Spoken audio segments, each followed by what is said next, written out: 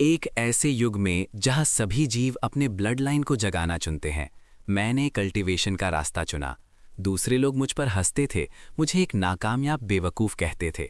ऐसा इसलिए था क्योंकि 10,000 साल पहले देवताओं और राक्षसों की भयानक लड़ाई में कल्टीवेशन की परंपरा मिटा दी गई थी, जिससे कल्टीवेशन सिर्फ लंबी उम्र पाने का रास्ता बन गया था, जबकि अपने ब्लड लाइन को जगाना ही सबसे आगे जाने का असली तरीका था।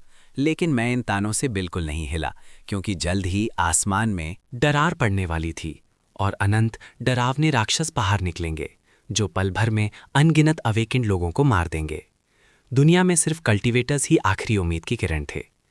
इस वक्त मैंने अपनी हथेली में रखे काले जेड स्लिप को देखा।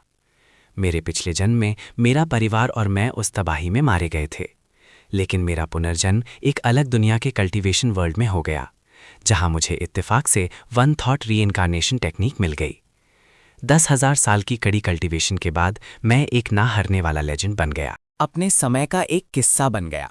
लेकिन इतनी कड़ी कल्टीवेशन के बाद भी मैं अमर होने के बाद हेवनली डीमन के आने से एक दिन पहले लौटना चाहता था, ताकि मैं उन लोगों को बचा सकूं जिन्हें मैं बचाना चाहता था।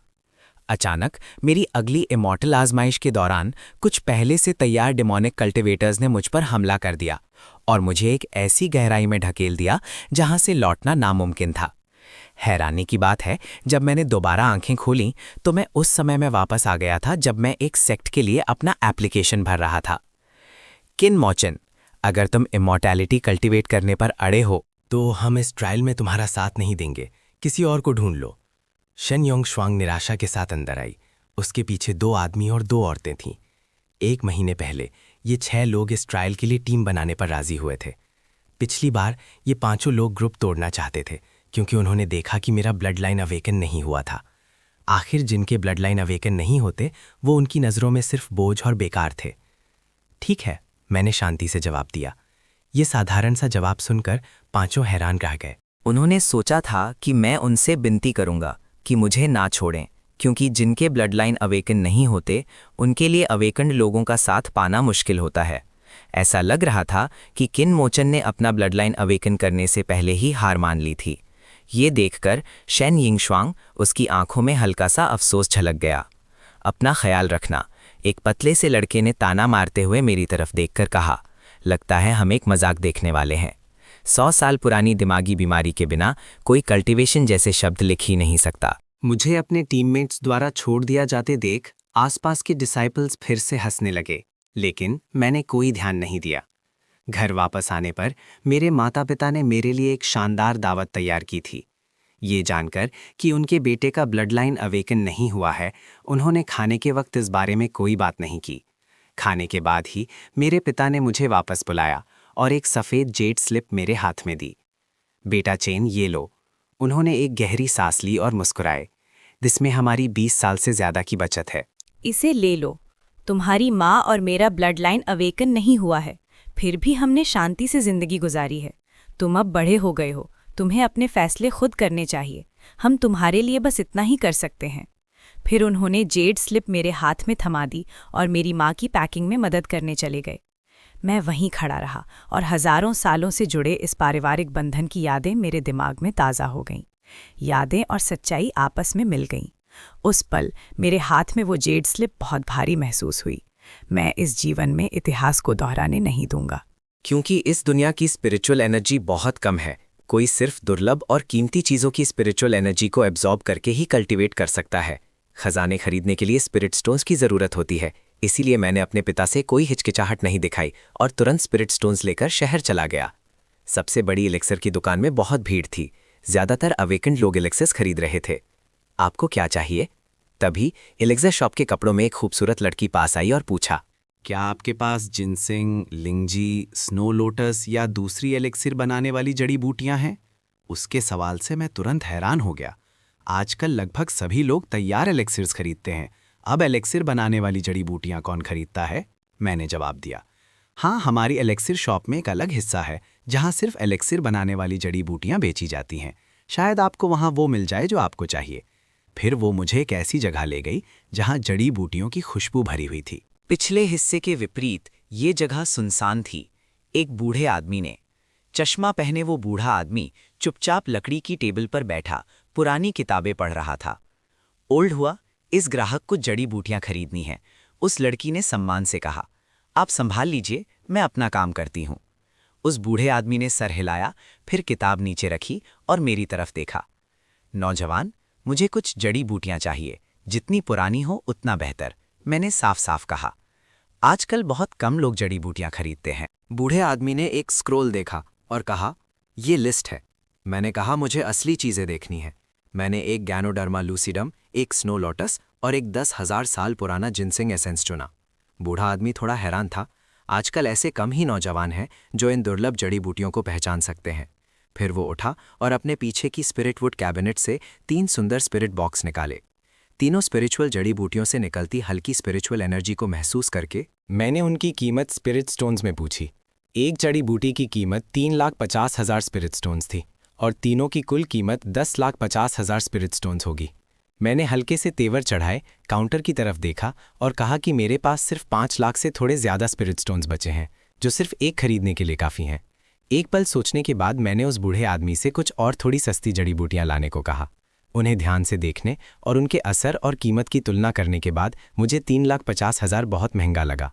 जेड मैरो फ्रूट की कीमत सिर्फ 10,000 स्पिरिट स्टोन्स थी। 10,000 साल पुराने गिनसिंग एसेंस का असर 20 जेड मारो फ्रूट्स के बराबर था। 10,000 साल पुराने गिनसिंग एसेंस की उम्र और दुर्लभता को देखते हुए इसकी कीमत ज़्यादा से ज़्यादा 2.5 लाख स्पिरिट स्टोन्स होनी चाहिए। मैंने धीरे से कहा। ये सुनकर उस बूढ़े आदमी की आंखें चमक उठीं। जवान हो लेकिन जानकार हो, लेकिन ये सुनसान इलाके का जंगली 10,000 साल पुराना गिनसिंग एसेंस है। 18 साल की उम्र से पहले इसका नियमित सेवन करने से ब्लड लाइन अवेकन होने की संभावना बढ़ जाती है। सिर्फ इस एक बात के लिए ही इसकी कीमत कम से कम 1 लाख स्पिरिट स्टोन्स बढ़ जाती है। बूढ़े आदमी ने एक तरफ इशारा किया और कहा, वो कल्टिवेटेड जिनसेंग एसेंस है। अगर तुम कल्टिवेटेड जिनसेंग एसेंस लेते हो तो मैं तुम्हें वो 1 लाख स्पिरिट स्टोन्स में दे सकता हूँ। मैंने उस पर एक नज़र डाली और सर हिला दिया। उसमें कोई स्पिरिचुअल एनर्जी नहीं है और वो मेरे लिए बेकार है। तभी एक अधेड़ उम्र का कल्टिवेटर, जिसके चेहरे पर घाव के निशान थे और जो दिखने में खतरनाक लग रहा था, स्पिरिट मेडिसिन शॉप में घुसा। उसने आते ही अपना स्टोरेज बैग काउंटर पर रख दिया। बैग से खून की कुछ बूंदें टपक रही थीं। बूढ़े आदमी ने स्टोरेज बैग खोला और उसमें से खून से सने डीमन बीस्ट्स का एक ढेर निकाला। बढ़िया माल लाए हो, बूढ़े आदमी ने तारीफ की। बुरा नहीं है, हमें 2 4th टियर डीमोनिक बीस्ट्स मिले और मेरे कई साथी मारे गए। वो अधेड़ आदमी मुस्कुराया, उसके पीले दांत दिख रहे थे। कुल 20 लाख स्पिरिट स्टोन्स, इन्हें एक स्पिरिट स्टोन जेड स्लिप में बदल दो। मेरे लिए कुछ स्पिरिट लिक्विड तैयार रखना याद से। मैं कल इसे लेने आऊँगा। इतना कहकर वो मुड़ा और बिना पीछे देखे चला गया। आपकी दुकान मटेरियल्स भी लेती है? मैंने हैरानी से पूछा। बूढ़े आदमी ने मटेरियल्स को अलग करते हुए सर हिलाया। कुछ स्पिरिट लिक्विड्स बनाने के लिए स्पिरिट मटेरियल्स की ज़रूरत पड़ती है। ये आदमी इस तरह के अवेकेंड बीइंग्स का एक्सपर्ट था। फिर बूढ़ा आदमी मुस्कुराया और मेरी तरफ देखा। नौजवान, क्या तुम्हें एक सौदा करना चाहोगे? मैं तुरंत उलझन में पड़ गया। कैसा सौदा? मैं देख सकता हूँ कि तुम्हारे पास स्पिरिट स्टोन्स की कमी है। तुम्हारी इन जड़ी बूटियों को परखने की नज़र बहुत तेज़ है। मेरी दुकान में काम करने के बदले इन 3 जड़ी बूटियों को अपनी पेमेंट समझ लो। मैंने कुछ देर सोचा, फिर धीरे से अपना सर हिला दिया। बूढ़े आदमी ने काउंटर पर अपनी उंगलियां टपटपाई और कहा, तो चलो बीच का रास्ता निकालते हैं। लोग अक्सर बीस्ट वेस्टलैंड से जड़ी बूटियां लाते हैं, जिनमें से कुछ काफ़ी अजीब होती हैं। मैं उनकी कीमत नहीं लगा पाता, तब मुझे उनकी कीमत लगाने में तुम्हारी मदद चाहिए होगी, ठीक है? मैंने सर हिला दिया। ये शर्त मेरे लिए फ़ायदेमंद लग रही थी, लेकिन मेरे अनुभव और जानकारी के साथ उस बूढ़े आदमी के लिए जड़ी बूटियों की कीमत लगाना असल में उसके लिए एक बड़ा सौदा था। ठीक है, अगली बार मिलते हैं, मुझे तुम्हारे सरप्राइज़ का इंतज़ार रहेगा। बूढ़े आदमी ने कीमत कम कर दी और फिर मुड़कर मटेरियल्स ठीक करने लगा। जड़ी बूटियां लेने के बाद मैं अपने मैजिकल आर्टिफैक्ट पर बैठकर ब्राइट मून लेक स्पिरिचुअल रियम चला गया। पुनर्जन्म के बाद मुझे पता चला कि bright moon lake spiritual energy में स्पिरिचुअल एनर्जी कहीं और से ज़्यादा है। मैं वहाँ ची रिफाइनिंग रेल में ब्रेक थ्रू करने जा रहा था। तीनों स्पिरिचुअल जड़ी बूटियों में मौजूद स्पिरिचुअल एनर्जी बहुत ज़्यादा नहीं थी।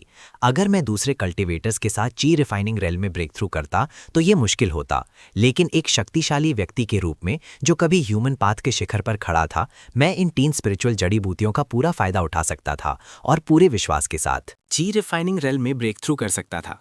Bright moon lake spiritual rail में झील के किनारे कई बूढ़े आदमी भी बैठे थे जो ध्यान लगा रहे थे और इमॉर्टैलिटी कल्टिवेट कर रहे थे, लेकिन मेरी नज़र में उनका कल्टिवेशन बस वहां बैठकर अपने मन और शरीर को आराम देना था।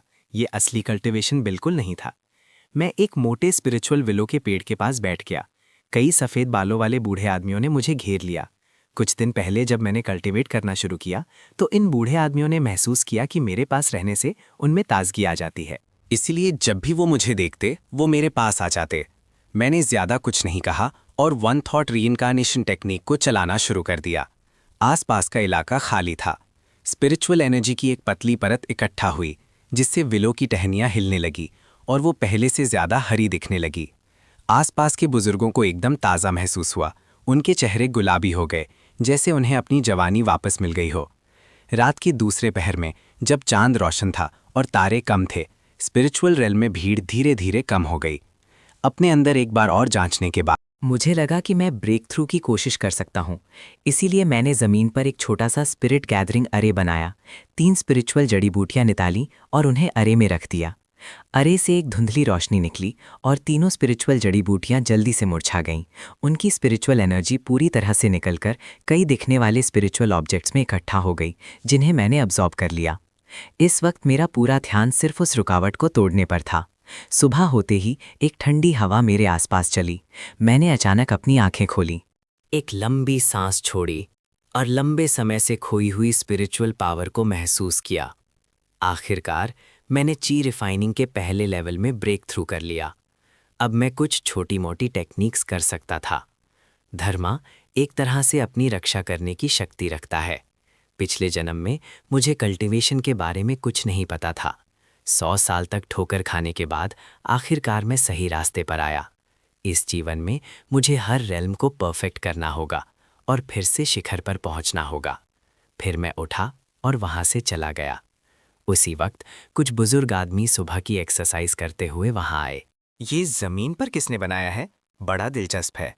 एक पतले सफ़ेद बालों वाले आदमी ने, जिसका चेहरा जवान लग रहा था, तेवर चढ़ाए उसे कुछ देर देखा, फिर उस पैटर्न के बीच में बैठ गया। अचानक वो चौंक गया। अरे, ये तो कमाल है। मेरे लिए पता लगाओ, ये किसने बनाया है। घर आकर मैंने एक धर्मा रोब पहना और सेक्ट की तरफ निकल गया। कुछ ही समय में होली एकेडमी सभी सेक्ट्स को एक साथ लाकर पहला हेवनली मैंडेट कप कंपटीशन आयोजित करेगी। पहले स्थान पर आने वाले को बहुत ज़्यादा अटेंशन और बड़े रिसोर्सेज मिलेंगे। सिर्फ सेक्ट के जरिए, सिर्फ वो लोग जो सेक्ट असेसमेंट पास करते हैं, उन्हें हेवनली फेट कप टूर्नामेंट में हिस्सा लेने का मौका मिलता है। इसलिए मुझे इस सेक्ट असेसमेंट में शामिल होना ही था। इस वक्त किंग युन सेक्ट के 6 हॉल्स में बहुत शोर और अफरा तफरी थी। मेरे आने से हॉल्स में कुछ पल के लिए शांति छा गई। हमारे सेक्ट का कल्टीवेशन मास्टर आ गया। किसी ने ताना मारा, लेकिन जैसी उम्मीद थी वैसा समर्थन नहीं मिला। इस वक्त दूसरे डिसाइपल्स मुझे हैरानी से देख रहे थे। आज मैं पहले से अलग लग रहा था। मुझ में एक अलग ही एहसास था। तभी टीचिंग एल्डर लिन शियाओ हॉल में आई, सबको शांत करने के लिए टेबल पर हाथ मारा और फिर इस सेक्ट असेसमेंट के लिए सावधानियां बताने लगी। युनजू के 28 सेक्ट्स की इस जॉइंट एग्जामिनेशन का स्थान 38 ट्रायल सीक्रेटरियम था, जहां उन्हें अलग अलग लेवल के मॉन्स्टर्स का शिकार करना था। अलग अलग पॉइंट्स मिलेंगे, जिसमें first year level 1 demonic beast से मिलने वाले पॉइंट्स फाउंडेशन एस्टैब्लिशमेंट अनुभव के बराबर हैं। सब लोग स्क्वायर में जाकर अपनी यात्रा से पहले का सामान ले लो। इतना कहकर लिन शुएयाओ मुड़ी और चली गईं। डिसाइपल्स कृपया लाइन में लगकर अपना सामान लें। तभी स्क्वायर के सामने से एक शानदार आवाज़ आई। वो सेक्ट लीडर थे। एक अवेकेंड वन होने के नाते बिना किसी एम्पलीफाइंग मैजिक वेपन के भी उनकी आवाज़ बहुत डरावनी थी। अवेकेंड वंस अपना सामान बीच से लें। वेपन रिफाइनर्स दाईं तरफ और एल्केमिस्ट्स बाईं तरफ। हमारे सेक्ट के अलावा और किसने इमोर्टैलिटी कल्टिवेट करना चुना? जैसा कि सब जानते हैं, सेक्ट असेसमेंट के दौरान अलग अलग चुनाव के नतीजे में अलग अलग रिसोर्स पैक्स मिलते हैं। एक जैसे एलिक्सर्स के अलावा अवेकेंड वंस को होली एकेडमी द्वारा बनाया गया एक स्पिरिचुअल आर्मर का सेट मिलेगा। वेपन रिफाइनर्स, जिन्हें नॉविस वेपन रिफाइनिंग पपेट मिलेगा, उन्हें नॉविस एल्केमी फर्नेस मिलेगा। जहां तक इमॉर्टैलिटी कल्टिवेट करने की बात है, ये सेक्ट असेसमेंट में पहले कभी नहीं हुआ। यहाँ तक कि सेक्ट लीडर को भी नहीं पता था कि इसके साथ कौन सा मैजिक वेपन देना ठीक रहेगा। थोड़ी देर सोचने के बाद वो हंस पड़े। ये इमॉर्टैलिटी कल्टिवेटिंग डिसाइपल अपना सामान लेने मेरे पास आया है। ऐसा सीन आम डिसाइपल्स के लिए अजीब हो सकता है, लेकिन इसका मुझ पर कोई असर नहीं हुआ। मैं शांति से स्टेज पर चला गया। डिसाइपल, अगर तुम अभी भी अपना मन बदलना चाहते हो तो मैं तुम्हें दूसरा मौका दे सकता हूँ। सेक्ट लीडर ने मुझे समझाने की कोशिश की, लेकिन मैंने अपना सर हिला दिया। सेक्ट लीडर ने आह भरी, साय, ये लड़का इतना जिद्दी कैसे हो सकता है? लेकिन वो और कुछ नहीं कह सके। मेहनत करना। सेक्ट लीडर ने तमाशा देख रहे दूसरे डिसाइपल्स को गुस्से से देखा। क्या देख रहे हो? जल्दी करो और अपना सामान लो। उसी पल लंबे नीले बालों वाली, लंबे कद की और सुंदर चेहरे वाली एक लड़की पास से गुजरी। उसकी निगाहें हल्के से उस पर पड़ी, उसे ध्यान से देखते हुए। सुहान श्वांग। हमारे सेक्ट के साथ हेवनली ग्रेड अवेकेंड वंस में से एक लौती महिला। इतने करीब से वो कितनी खूबसूरत है। एक मेल डिसाइपल सुहान श्वांग को देखता ही रह गया। आधे घंटे बाद जब सबको अपने रिसोर्सेज मिल गए, सेक्ट लीडर के आदेश पर हजारों परीक्षार्थी एक बड़े जुलूस में सेक्ट से बाहर निकले। इस समय लिंगजू में माहौल अजीब था। कई डिसाइपल्स बेचैन थे, दूसरों से बात करके तनाव कम करने की कोशिश कर रहे थे। कई लोग चुपके से उसकी तरफ देख रहे थे। क्या उसे डर नहीं लग रहा? उसने पूछा। मैंने चिंगयुन सेक्ट के 6 हॉल से सुना है कि उसका ना सिर्फ हार्टलेस ब्लडलाइन है, बल्कि उसे उसकी ओरिजिनल टीम ने भी छोड़ दिया। ऐसे को कौन चाहेगा? कितना बड़ा बोझ है। ये लोग जोर से हंसे, जैसे कि इससे उनका तनाव दूर हो जाएगा। ठीक है, हम number 38 stone forest secret realm पहुंच गए हैं। ये एरिया जमीन से 200 जांग तक ही सीमित है। सब लोग लिंगजू से नीचे कूद जाओ। पीछे का कैबिन का दरवाजा खुलता है और एस्कॉर्ट स्टाफ हर एक को एक फ्लाइंग तालिस्मान देता है। सभी परीक्षार्थी एक के बाद एक छोटी टीम्स में नीचे कूद जाते हैं।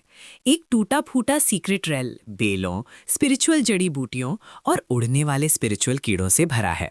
हवा में नमी वाली स्पिरिचुअल एनर्जी है। देखो वो कौन है? पूरे सेक्ट में एक लौता कल्टिवेटर। 10,000 में से एक की संभावना से हम उससे मिल गए। एक फीमेल डिसाइपल ने चिंता से पूछा, सुनो, अगर हमें बाद में कोई डीमन बीस्ट मिला तो क्या हमें उसकी मदद करनी चाहिए? मदद? असेसमेंट में हम मदद कैसे कर सकते हैं?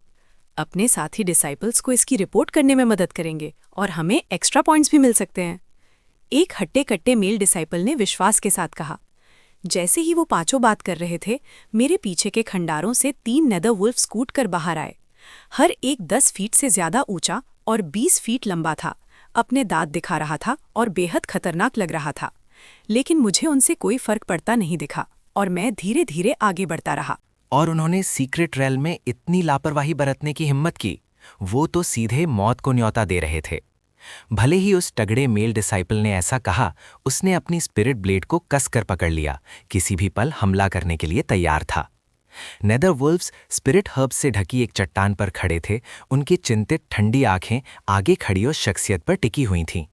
अचानक वो आगे लपके, लेकिन मैंने सिर्फ तीनों नेदर वुल्व्स पर एक नजर डाली और ना तो हिला और ना ही उनसे बचा। वो बेवकूफ हमला करने ही वाला था कि खंडारों के पीछे छिपे 5 लोगों ने ये देखा और तुरंत उसे बुरा भला कहा। ये एक नेदरवर्ल्ड वुल्फ था, कोई सेक्ट का पालतू जानवर नहीं। ये तो छोड़ ही दो कि नेदरवर्ल्ड वुल्फ स्पिरिट मैजिक को भी काट सकता था। उसके तेज दांत और पंजे और तेज गति से लपकने पर जो ताकत उसमें होती थी, उसे कम नहीं समझना चाहिए था।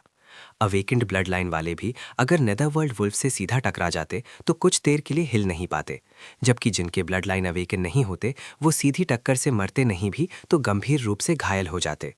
लेकिन अगले ही पल मैं मुड़ा और अचानक हमला कर दिया। धूम धूम धूम, हवा में 3 मुक्के मारे गए और आगे बढ़ रहे तीनों नेदरवर्ल्ड वुल्व्स टोप के गोलों की तरह पीछे जा गिरे। उनमें से एक नेदरवर्ल्ड वुल्फ लुढ़ककर 5 लोगों के ग्रुप के ठीक सामने आ गिरा। उसके मुंह से खून की एक बूंद टपक रही थी। एक पल में वो मर चुका था। उस तगड़े मेल डिसाइपल ने अपने पैरों के पास पड़े फर्स्ट ईयर डीमन बीस्ट को देखा और तुरंत हैरान रह गया। उसने सच में नेदरवर्ल्ड वुल्फ को मार दिया। ये कैसे हो सकता है? किसी ने धीमी आवाज में कहा। जाओगांग, इस आदमी ने ये कैसे किया? एक फीमेल डिसाइपल ने बड़ी बड़ी आंखों से देखा। जाओगांग, वो तगड़ा मेल डिसाइपल, ने मुश्किल से थूक निकला। एक फर्स्ट ईयर डीमन बीस्ट को तुरंत मारने का मतलब कम से कम एक हेवनली ग्रेड अवेकेंड वन होना था। आम awakened ones first year demon beasts को मार सकते थे, लेकिन इसके लिए एक भयानक लड़ाई की ज़रूरत होती। सिर्फ हेवनली ग्रेड अवेकेंड वंस ही अपनी अवेकनिंग स्किल्स का इस्तेमाल करके एक फर्स्ट ईयर डीमन बीस्ट को तुरंत मार सकते थे। उसी पल मैं अपनी ब्लेड से एक नेदरवर्ल्ड वुल्फ के डीमन कोर को निकाल रहा था। फिर उसे अपने स्टोरेज बैग में रख रहा था। बिना पीछे देखे मैं वहां से चला गया। की रिफाइनिंग स्टेज में ब्रेक थ्रू करने के बाद मेरी 5 इंद्रियां और 6ठी इंद्रियां बहुत बेहतर हो गई थीं। मैं 100 फीट के दायरे में हल्की सी हवा की कंपन को भी आसानी से महसूस कर सकता था। इसलिए मुझे नेदरवर्ल्ड वुल्व्स और इन डिसाइपल्स की मौजूदगी का पहले से ही एहसास हो गया था। वो बस कुछ फर्स्ट ईयर अवेकेंड वंस थे, मेरे ध्यान देने लायक नहीं। तीनों डीमन कोर्स इकट्ठा करने के बाद मैं सीधा टूटे हुए सीक्रेट रेल्म के बीच की तरफ चल पड़ा। मैं जितना अंदर जा रहा था, डीमन बीस्ट्स उतने ही मजबूत होते जा रहे थे और मुझे उतने ही ज़्यादा पॉइंट्स मिल रहे थे। हेवनली फेट कप में हिस्सा लेने के लिए मुझे यून्सहो के टॉप 50 में होना ज़रूरी था। इसलिए सेंट्रल एरिया में सेकेंड टियर या उससे ऊपर के डीमन बीस्ट्स का शिकार करना ही हिस्सा लेने का एकमात्र तरीका था। ये मेरा अपना चुनाव था। जैसे ही किनमोचन एक टूटे हुए हॉल के पास से गुजरा, अंदर से एक छोटी सी टीम निकली। उनमें से एक ने किनमोचन को हैरानी से देखा। वांग हाओ, सेक्ट में आने के बाद बना मेरा दोस्त, तुम्हें पिछले कुछ दिनों से क्या हो गया है? तुमने छुट्टी ले ली और मैं कम्युनिकेशन जेट स्लिप से भी तुमसे कांटेक्ट नहीं कर पा रहा था। तुम ठीक तो हो? वांग हाओ ने यूं ही पूछा। मैं ठीक हूं।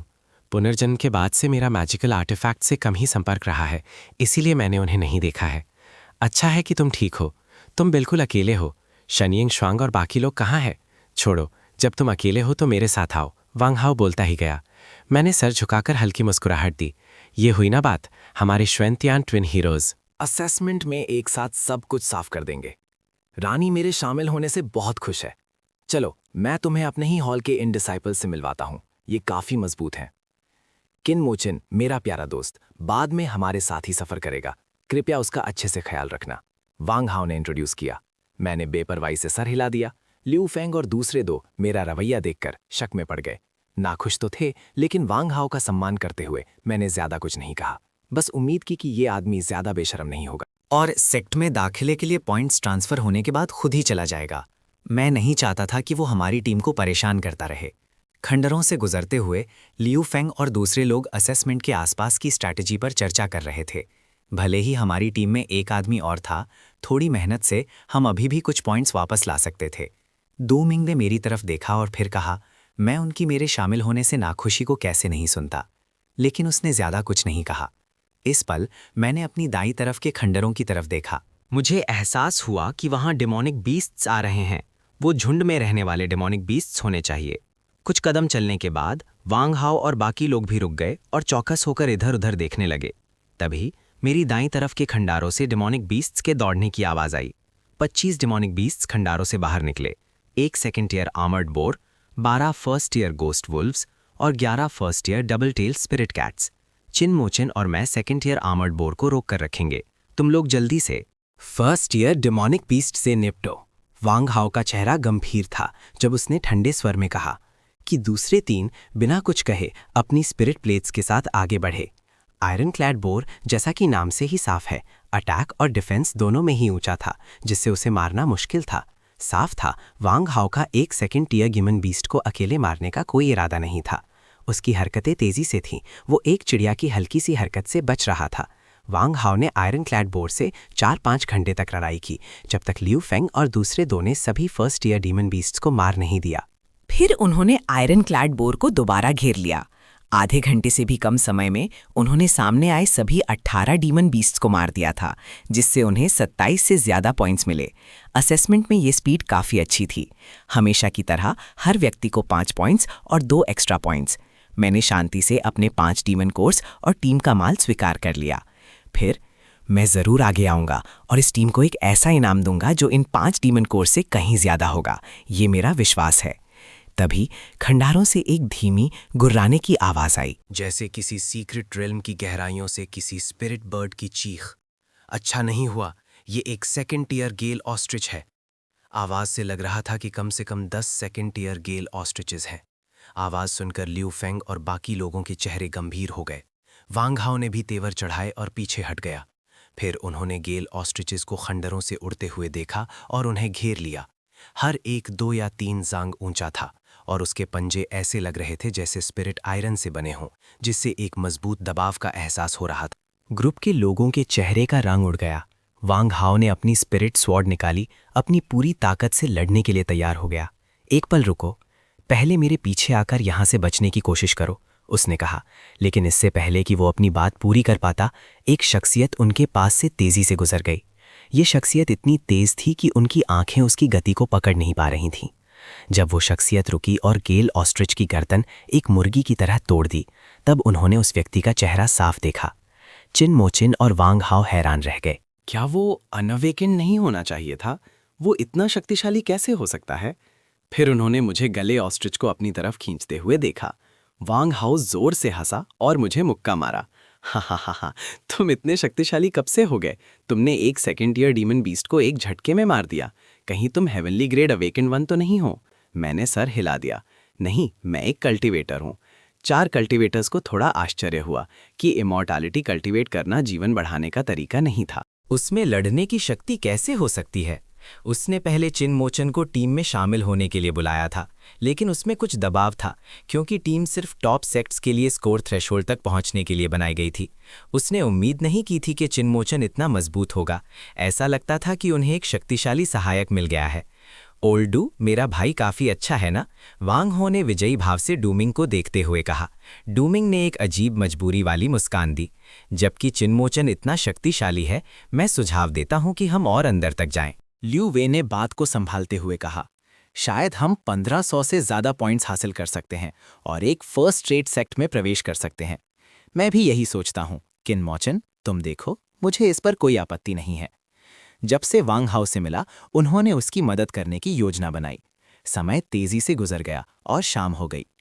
एक और खंडहर में, जो स्पिरिचुअल जड़ी बूटियों से भरा था, शेन यिंग श्वांग की 5 सदस्यीय टीम धीरे धीरे आगे बढ़ रही थी। सावधान रहो, उन्होंने कहा, हम सीक्रेट रैम के केंद्र के पास पहुंच रहे हैं। आसपास का इलाका लगभग पूरी तरह से सेकेंड ईयर डेमोनिक बीस्ट से भरा हुआ है, एक चश्मा पहने मेल डिसाइपल ने सावधानी से याद दिलाया। चिन्मो यहाँ है। जब तक वो अवेकेंड ब्लड लाइन यूज़र हमारे साथ है, हमें सावधान रहने की ज़रूरत हो सकती है। अब जब वो चला गया है, हमें शांत क्यों रहना चाहिए? शाओई ने कहा। शेनयंग श्वांग को कुछ दोषी महसूस हुआ। क्या उसे आखिरी समय में टीम छोड़ने देना थोड़ा अनुचित नहीं था? उसने अपना ब्लड लाइन अवेकन नहीं किया है और कल्टिवेशन चुना है। वो इस असेसमेंट को कैसे पास करेगा? एक और फीमेल डिसाइपल चाओ मेन हंसी। मेरी प्यारी मिस शेन, तुम फिर से बहुत दयालु हो रही हो। तभी आगे कुछ हरकत हुई। लिनफेंग ने धीरे से चेतावनी दी। ग्रुप तुरंत चुप हो गया और चौकस होकर आगे देखने लगा। उन्होंने देखा, एक विशाल जानवर आगे के खंडहरों से निकल कर आया। ये जानवर लगभग 3 जांग ऊंचा था, एक इंसान जितना ऊंचा, और पूरी तरह से काला था, जिस पर 2 सुनहरी धाराएं थीं। ये एक 3rd टियर डीमन बीस्ट था। Golden striped netherworld leopard. ये घायल था। एक हेवनली रैंक अवेकेंड 1 एक 3rd टियर डीमन बीस्ट का शिकार कर रहा था। शाओई और टांगया ने आगे ध्यान से देखा जब वो बाहर आए। जाओमिन की आंखें चमक उठीं। वो भी देखना चाहती थी कि कौन सा हेवनली रैंक अवेकेंड 1 एक 3rd टियर डीमन बीस्ट का शिकार कर रहा है। अगर वो उसके सेक्ट से कोई होता तो वो बाहर जाकर जान पहचान बना सकती थी। ये चिन मोचिन था। जाओमिन चिन मोचिन को उन 5 लोगों में देखकर हैरान रह गई जो बाहर निकले थे। इस आदमी की किस्मत सच में अच्छी है। वो लियूवे और दूसरों के साथ है? शन यंग श्वांग ने पूछा। शाओई ने सर हिलाया। वो सब हमारे सेक्ट के अवेकेंड वंस हैं। उनकी टीम शायद हमारे सेक्ट में टॉप 3 में भी हो सकती है। चिन मोचिन सच में किस्मत वाला है जो उनकी टीम में शामिल हो गया, शन यंग श्वांग ने हल्की जलन के साथ कहा। मैं सिर्फ वांग हाओ को जानती हूँ। मुझे उम्मीद नहीं थी कि दूसरे इतने शक्तिशाली होंगे। टांगया ने अपनी जीभ चटकाई। ये लोग सच में हिम्मत वाले हैं। एक 3rd टियर डेमोनिक बीस्ट का शिकार करने की हिम्मत कर रहे हैं। चलो देखते हैं। ग्रुप तेजी से उनके पीछे भागा। आज उन्होंने काफ़ी डेमोनिक बीस्ट्स का शिकार किया था, ज़्यादातर 2nd टियर और 1st टियर। शाम तक ही उन्हें एक 3rd टियर डेमोनिक बीस्ट मिला था। उन्होंने खुद हमला किया और उसे गंभीर रूप से घायल कर दिया। अचानक इस गोल्डन स्ट्राइप नेदरवर्ल्ड लेपर्ड ने मरने से पहले अपनी शक्ति दिखाई और भाग गया। सावधानी से एक ऊंची दीवार को पार करते हुए मैंने आगे बढ़ रहे वांगहाओ को पकड़ लिया। ये देखकर कि गोल्डन स्ट्राइप नेदरवर्ल्ड लेपर्ड, जिसे मैं लब्बत पकड़ लिया था, फिर से भागने वाला था, मैंने पूछा, तुम क्या कर रहे हो? वांगहाओ ने उलझन में चिनमोचिन को देखा। चिनमोचिन ने कुछ नहीं कहा, लेकिन हवा के टूटने की एक तेज आवाज आई जो सुनहरी सूर्यास्त को दर्शा रही थी। रोशनी की एक धार हवा में से गुजरी, गोल्डन पैटर्न्ड नेदरवर्ल्ड लेपर्ड को खंडारों से चिपका दिया। वांगहाओ चौंककर हाँफने लगा। अगर चिनमोचिन ने उसे पीछे नहीं खींचा होता तो वहीं पर खून बह गया होता। भले ही असेसमेंट में उम्मीदवारों को पॉइंट्स चुराने से मना नहीं था, लेकिन दूसरों की सुरक्षा की परवाह किए बिना इतनी खुलेआम चोरी करना कम ही होता था। कौन था वो? वांगहाओ ने गुस्से से उस दिशा में देखा जहां से स्पिरिट ब्लेड आई थी। खंडरों से 3 लोग निकले, 3 नौजवान, भूरे काले कपड़ों में, तियानश्वन सेक्ट के सदस्य। लियू वे, तियानश्वन सेक्ट का एक हेवनली रैंक अवेकेंड उनमें से एक था। दूसरों ने उन्हें तुरंत पहचान लिया। तुम लोग यहाँ क्या कर रहे हो? तुम्हारे तेवर देखकर लगता है कि तुम हमारा शिकार चुराने वाले हो। ज़ू ज़िक्सवान अपने बालों के साथ सूरज जैसा सुंदर लग रहा था, लेकिन अब वो घमंड से भीड़ को घूर रहा था। ज़ू ज़िक्सवान की बातें सुनकर वांगहाओ तुरंत भड़क गया। तुम्हारा मतलब क्या है? हमारा शिकार? हमने साफ साफ इस गोल्डन स्ट्राइप्ड नेदरवर्ल्ड लेपर्ड को घायल करके यहाँ तक पीछा किया है। ज़ू ज़िक्सवान ने शांत मुस्कान के साथ कहा, खंडहरों से चिपके हुए लेपर्ड की तरफ इशारा करते हुए। वो स्पिरिट सूट किसकी है? वांगहाओ एक पल के लिए चुप हो गया, गुस्से से घूर रहा था। लियू वेई और दूसरे लोगों को भी एहसास हो गया कि दूसरी पार्टी उनका शिकार चुराना चाहती है, इसलिए उन्होंने अपनी मुट्ठियां बंद कर लीं। दूसरी पार्टी हेवनली प्रोफाउंड सेक्ट से एक हेवनली ग्रेड अवेकेंड थी। अगर वो सब एक साथ हमला करते तो भी शायद वो उसका मुकाबला नहीं कर पाते। इस जानवर को स्पिरिट सोड से मारकर चिपकाया गया है, और जबकि ये स्पिरिट सोड मेरी है तो ये जानवर भी ज़रूर मेरा है। ज़ू ज़िक्सवान ने उनके गुस्से भरे घूरने को नज़रअंदाज किया, दीवार से चिपके गोल्डन स्ट्राइप नेदरवर्ल्ड लेपर्ड के पास गया, स्पिरिट सोड निकाली और नोक की हल्की सी झटके से लेपर्ड के डीमन कोर को दूर कर दिया। तभी एक अंगूठे के आकार का स्पिरिट स्टोन निकला, एक झंझनाहट के साथ खंडहरों से टकराया और फिर वापस उछलकर उस लेपर्ड से टकराया जिसे ज़ाओ ज़िक्सवान इस्तेमाल कर रहा था। स्वान द्वारा हटाए गए डीमन कोर सीधा मेरी तरफ उड़ा। फिर मैंने उसे एक कलाई के झटके से पकड़ लिया। ज़ाओ ज़िक्सवान जैसा उस्ताद? ज़ाओ ज़िक्सवान की आंखें से खुल गईं। उसने ठंडे स्वर में मेरी तरफ देखा। ऐसे हुनर वाला एक आम आदमी? दिलचस्प। ये डीमन बीस्ट मेरा है, इसलिए उसमें फंसी हुई स्पिरिट नाइफ भी मेरी होनी चाहिए। मैंने ज़ू ज़िक्सवान के हाथ में स्पिरिट नाइफ को देखा और धीरे से अपना दाहिना हाथ बढ़ाया, जैसे कह रहा हूं, बहुत समय हो गया है किसी ने मेरे सामने इतना घमंड करने की हिम्मत नहीं की। ज़ू ज़िक्सवान को मजाक आया। उसने धीरे से अपना दाहिना हाथ उठाया। उसके आसपास का तापमान अचानक बढ़ गया और जमीन पर और उसके पैरों के पास की स्पिरिट हर्ब्स तुरंत सूख गईं और जलने लगीं। इतनी शक्ति वाला एक हेवनली ग्रेड अवेकेंड वन, मैं तुम्हें एक और मौका दूंगा। मैंने दोनों हाथों से डेमन कोर पेश किया और अपनी गलती मानने के लिए घुटनों के बल बैठ गया। ज़ू ज़िक्सवान ने अपने होंठ चाटे। आग उसके दाहिने हाथ के चारों तरफ एक अग्नि नाग की तरह घूम रही थी। वो अपने प्रतिद्वंद्वी को ढर कर घुटनों के बल दया की भीख मांगते देखने के भयानक दृश्य का इंतजार कर रहा था, लेकिन मैं शांत रहा और धीरे से अपना सर हिला दिया। ज़रूरत नहीं, खैर तुम्हारा टेस्ट खत्म हो गया। ज़ू ज़िक्सवान ने ताना मारा। उसके हाथ से लिपटी आग एक अग्नि नाग की तरह हिली, उसे फाड़ने के लिए। सावधान रहो। किनमोचेन, वांगहाओ और दूसरे लोग चौंक गए, लेकिन उनकी नज़रों में ऐसे हुनर आग से खेलने वाले बच्चों से भी बचकाने थे। मैंने अपनी उंगली झटकी और एक तेज स्पिरिचुअल रोशनी हवा को चीरती हुई फट पड़ी। पूफ! आग की वो तेज लगने वाली लपेट संपर्क में आते ही आसानी से टूट गई, आसानी से चिंगारियों में बिखर कर नीचे गिर गई। क्या उसने मेरे अग्निनाग को कैसे बिखरा दिया? उसने ये कैसे किया? ज़ू ज़िक्सवान और दूसरे 2 हैरानी से चिमोचिन को देखने लगे। दिलचस्प, मेरी ट्विन ड्रैगन्स डांस को फिर से आजमाओ।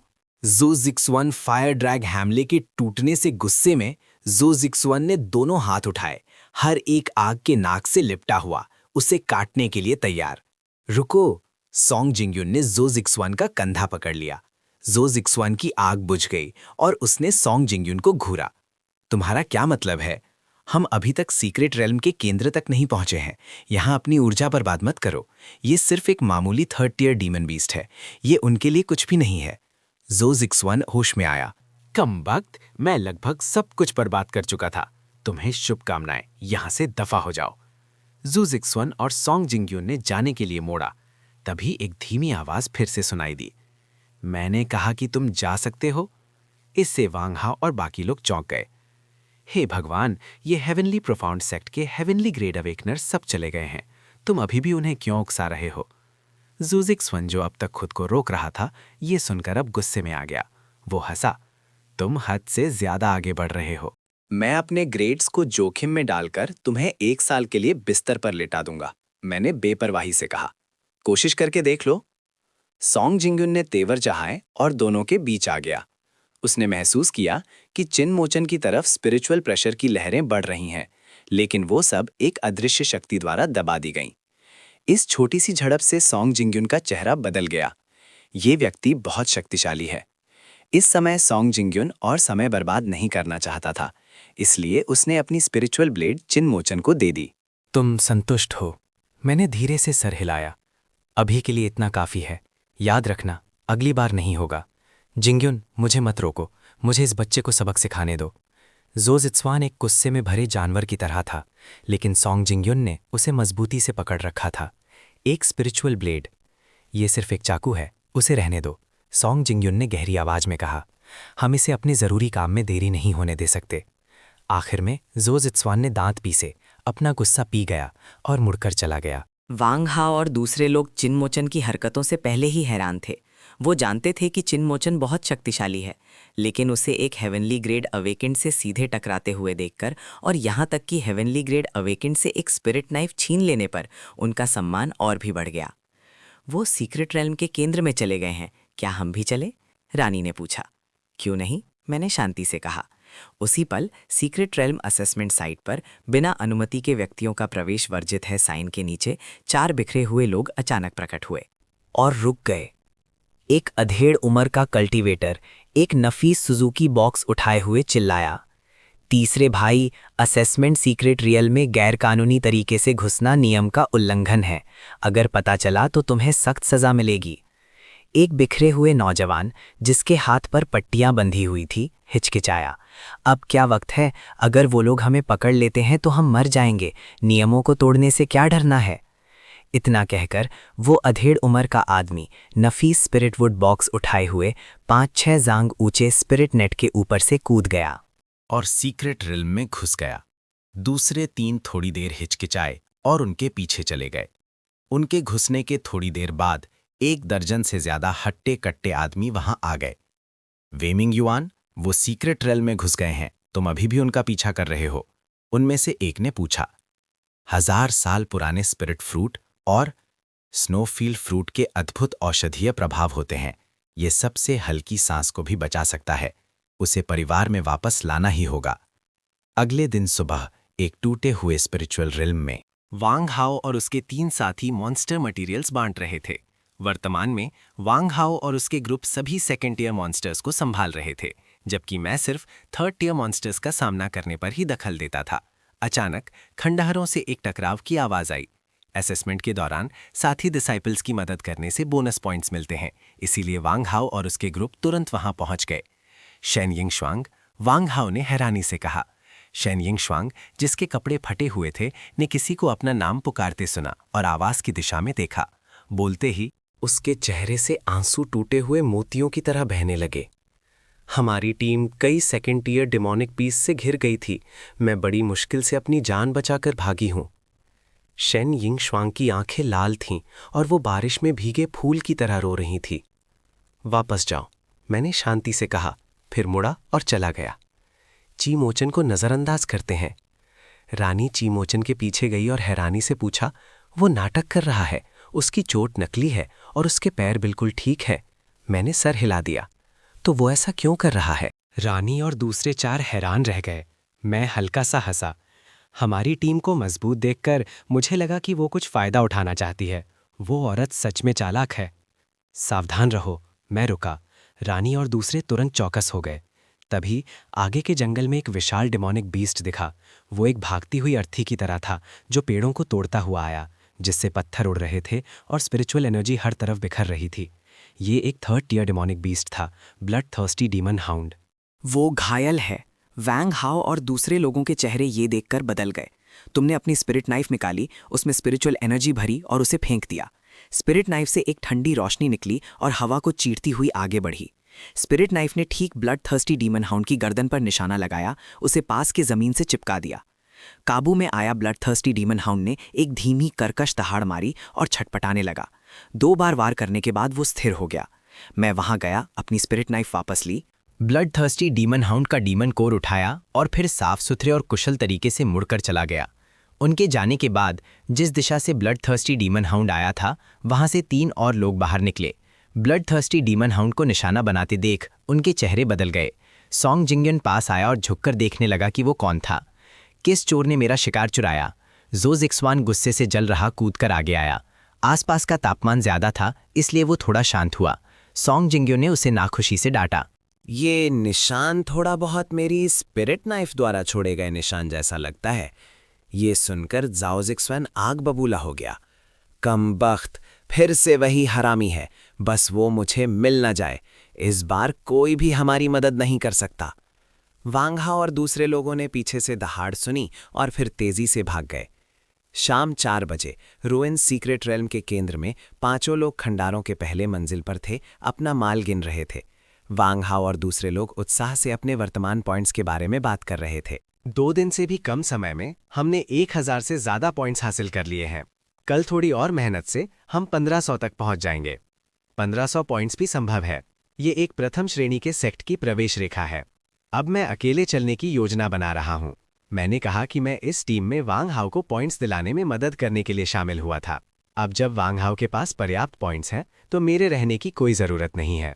भले ही लियू वेई और दूसरे लोगों को इसका आभास था, लेकिन जब चिन मौचन ने ये कहा तो वो फिर भी थोड़ा निराश हुए। ठीक है, लेकिन जब तुम अकेले सीक्रेट रेल्म के केंद्र में जाओगे तो तुम्हें सावधान रहना होगा। कल असेसमेंट का आखिरी दिन है। स्पिरिट नेटवर्क दोपहर के बाद पॉइंट सेंट्री चैनल खोलेगा। उससे पहले सबसे ज्यादा अफरा तफरी होगी। वांग हाओ ने मुझे याद दिलाया।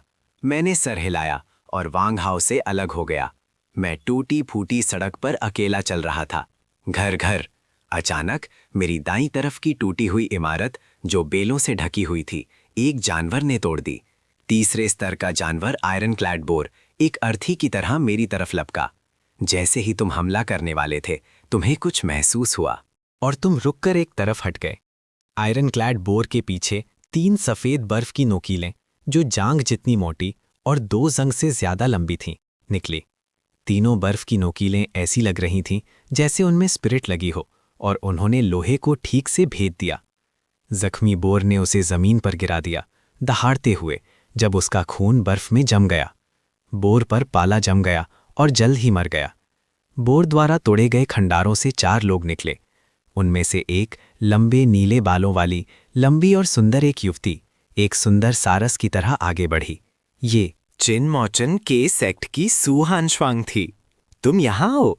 सू हानश्वांग ने तुरंत चिन मौचन को पहचान कर कहा। तुम यहाँ क्या कर रहे हो? ये सीक्रेट रेल्म का केंद्र है, जो 2nd टियर और उससे ऊपर के डेमोनिक बीस्ट से घिरा हुआ है। तुम सच में बहादुर हो। सू हानश्वांग ने उत्सुकता से चिन मौचन को देखा। अपने हाथ के एक आर्म से इशारे से बोर में घुसा हुआ नुकीला हथियार पिघल गया और एक डेमोनिक कोर बर्फ के टुकड़ों में लिपटा हुआ उसके हाथ में आ गया। उसने उसे आमतौर पर घुमाया। मैं कई वरिष्ठ कल्टिवेटर्स को जानता हूं, उसने शांति से कहा। वो आमतौर पर ध्यान लगाते हैं और डेमोनिक बीस्ट से डरते हैं, लेकिन तुम 3rd टियर डेमोनिक बीस्ट से डरते हुए नहीं लगते। सू हानश्वांग ने पूछा, और मैंने मरते हुए आर्मर्ड बोर पर एक नजर डाली। मरने में क्या डर है? सू हानश्वांग खुलकर मुस्कुराई। तुम सच में दिलचस्प हो, और आगे मत जाओ। अब सीक्रेट रेल्म के केंद्र में काफी हेवनली रैंक अवेकनर्स हैं। यहाँ अक्सर लड़ाइयाँ होंगी और तुम पर असर पड़ेगा। सू हानश्वांग ने मुझे याद दिलाया, फिर सुंदरता से मुड़ी और चली गई। मैं सीक्रेट रेल्म के केंद्र की तरफ पड़ता रहा। रात हो गई और तारे टिमटिमाने लगे। बिना स्पिरिट स्टोन्स के मुझे लड़ने की आदत नहीं है। मैं पूरी तरह से अपनी आंखों पर निर्भर हूँ। रात का मुझ पर बहुत ज़्यादा असर होता है। मुड़ो, आज की शिकार के लिए इतना काफ़ी है। हम कल सीक्रेट रेल्म के केंद्र में 3rd टियर डेमोनिक बीस्ट्स का शिकार करने जाएंगे। एक लचीले स्पिरिट बीस्ट की तरह मैं खंडारों के ऊपर से कूदा और अंधेरे में गायब हो गया। मैं एक अपेक्षाकृत अखंड खंडहर में पहुंचा और रुक गया। जैसे ही मैं अंदर जाने वाला था, अचानक मुझे पास में लड़ाई की आवाज़ सुनाई दी। चांदनी में मैंने 1 दर्जन से ज़्यादा डिमोनिक बीस्ट्स को 3 लोगों पर हमला करते देखा। उनके कपड़ों और शरीर को देखकर लग रहा था कि वो परीक्षार्थी नहीं है। तुम दखल देने का इरादा नहीं रखते। तुमने अपने पिछले जीवन में एक आदत बना ली थी कि जब तक कोई अच्छी वजह ना हो अपने काम से काम रखो। जैसे ही मैं मुड़ रहा था, मैं अचानक चौंक गया। मेरी नज़र उस नफीस सुजुकी बॉक्स पर पड़ी जिसे उनमें से एक आदमी पकड़े हुए था, जो स्पिरिचुअल जड़ी बूटियों से भरा था। मैंने एक भौएं उठाई। क्या ये दुनिया स्पिरिचुअल एनर्जी से विहीन नहीं होनी चाहिए थी? यहाँ अभी भी स्पिरिचुअल जड़ी बूटियाँ कैसे हो सकती हैं? क्या इस दुनिया में सीक्रेट रेल्स या अन्य अजीब स्थान हो सकते हैं? भले ही ग्रेट वर्ल्ड की स्पिरिचुअल एनर्जी कम हो गई है, लेकिन सीक्रेट रेल्म्स में भरपूर स्पिरिचुअल एनर्जी है, जिसका उपयोग कन्फर्मेशन और स्पिरिचुअल जड़ी बूटियों के पोषण के लिए किया जा सकता है। एक 3rd ईयर डीमन बीस्ट ने अपने पंजों से हवा को चीरा और उस आदमी को पकड़ लिया जो नफीस सुजुकी बॉक्स पकड़े हुए था। वो जमीन पर गिर गया, लेकिन फिर भी बॉक्स को कस के पकड़े रहा। तीसरे भाई, तुम पहले जाओ, हम तुम्हारा पीछा करेंगे। कमबख्त, बकवास बंद करो। अगर हम एक साथ जाएंगे तो सब जाएंगे। हमने एक दुर्लभ फल खो दिया है और जीफंग भी गायब है। अगर मैं अकेला वापस गया तो आंट ची और दूसरों को क्या समझाऊंगा? हम तीनों ने डीमन बीस्ट के घेरे से लड़कर बाहर निकले और तेजी से एक गली में घुस गए। गली में एक दहाड़ गूंजी।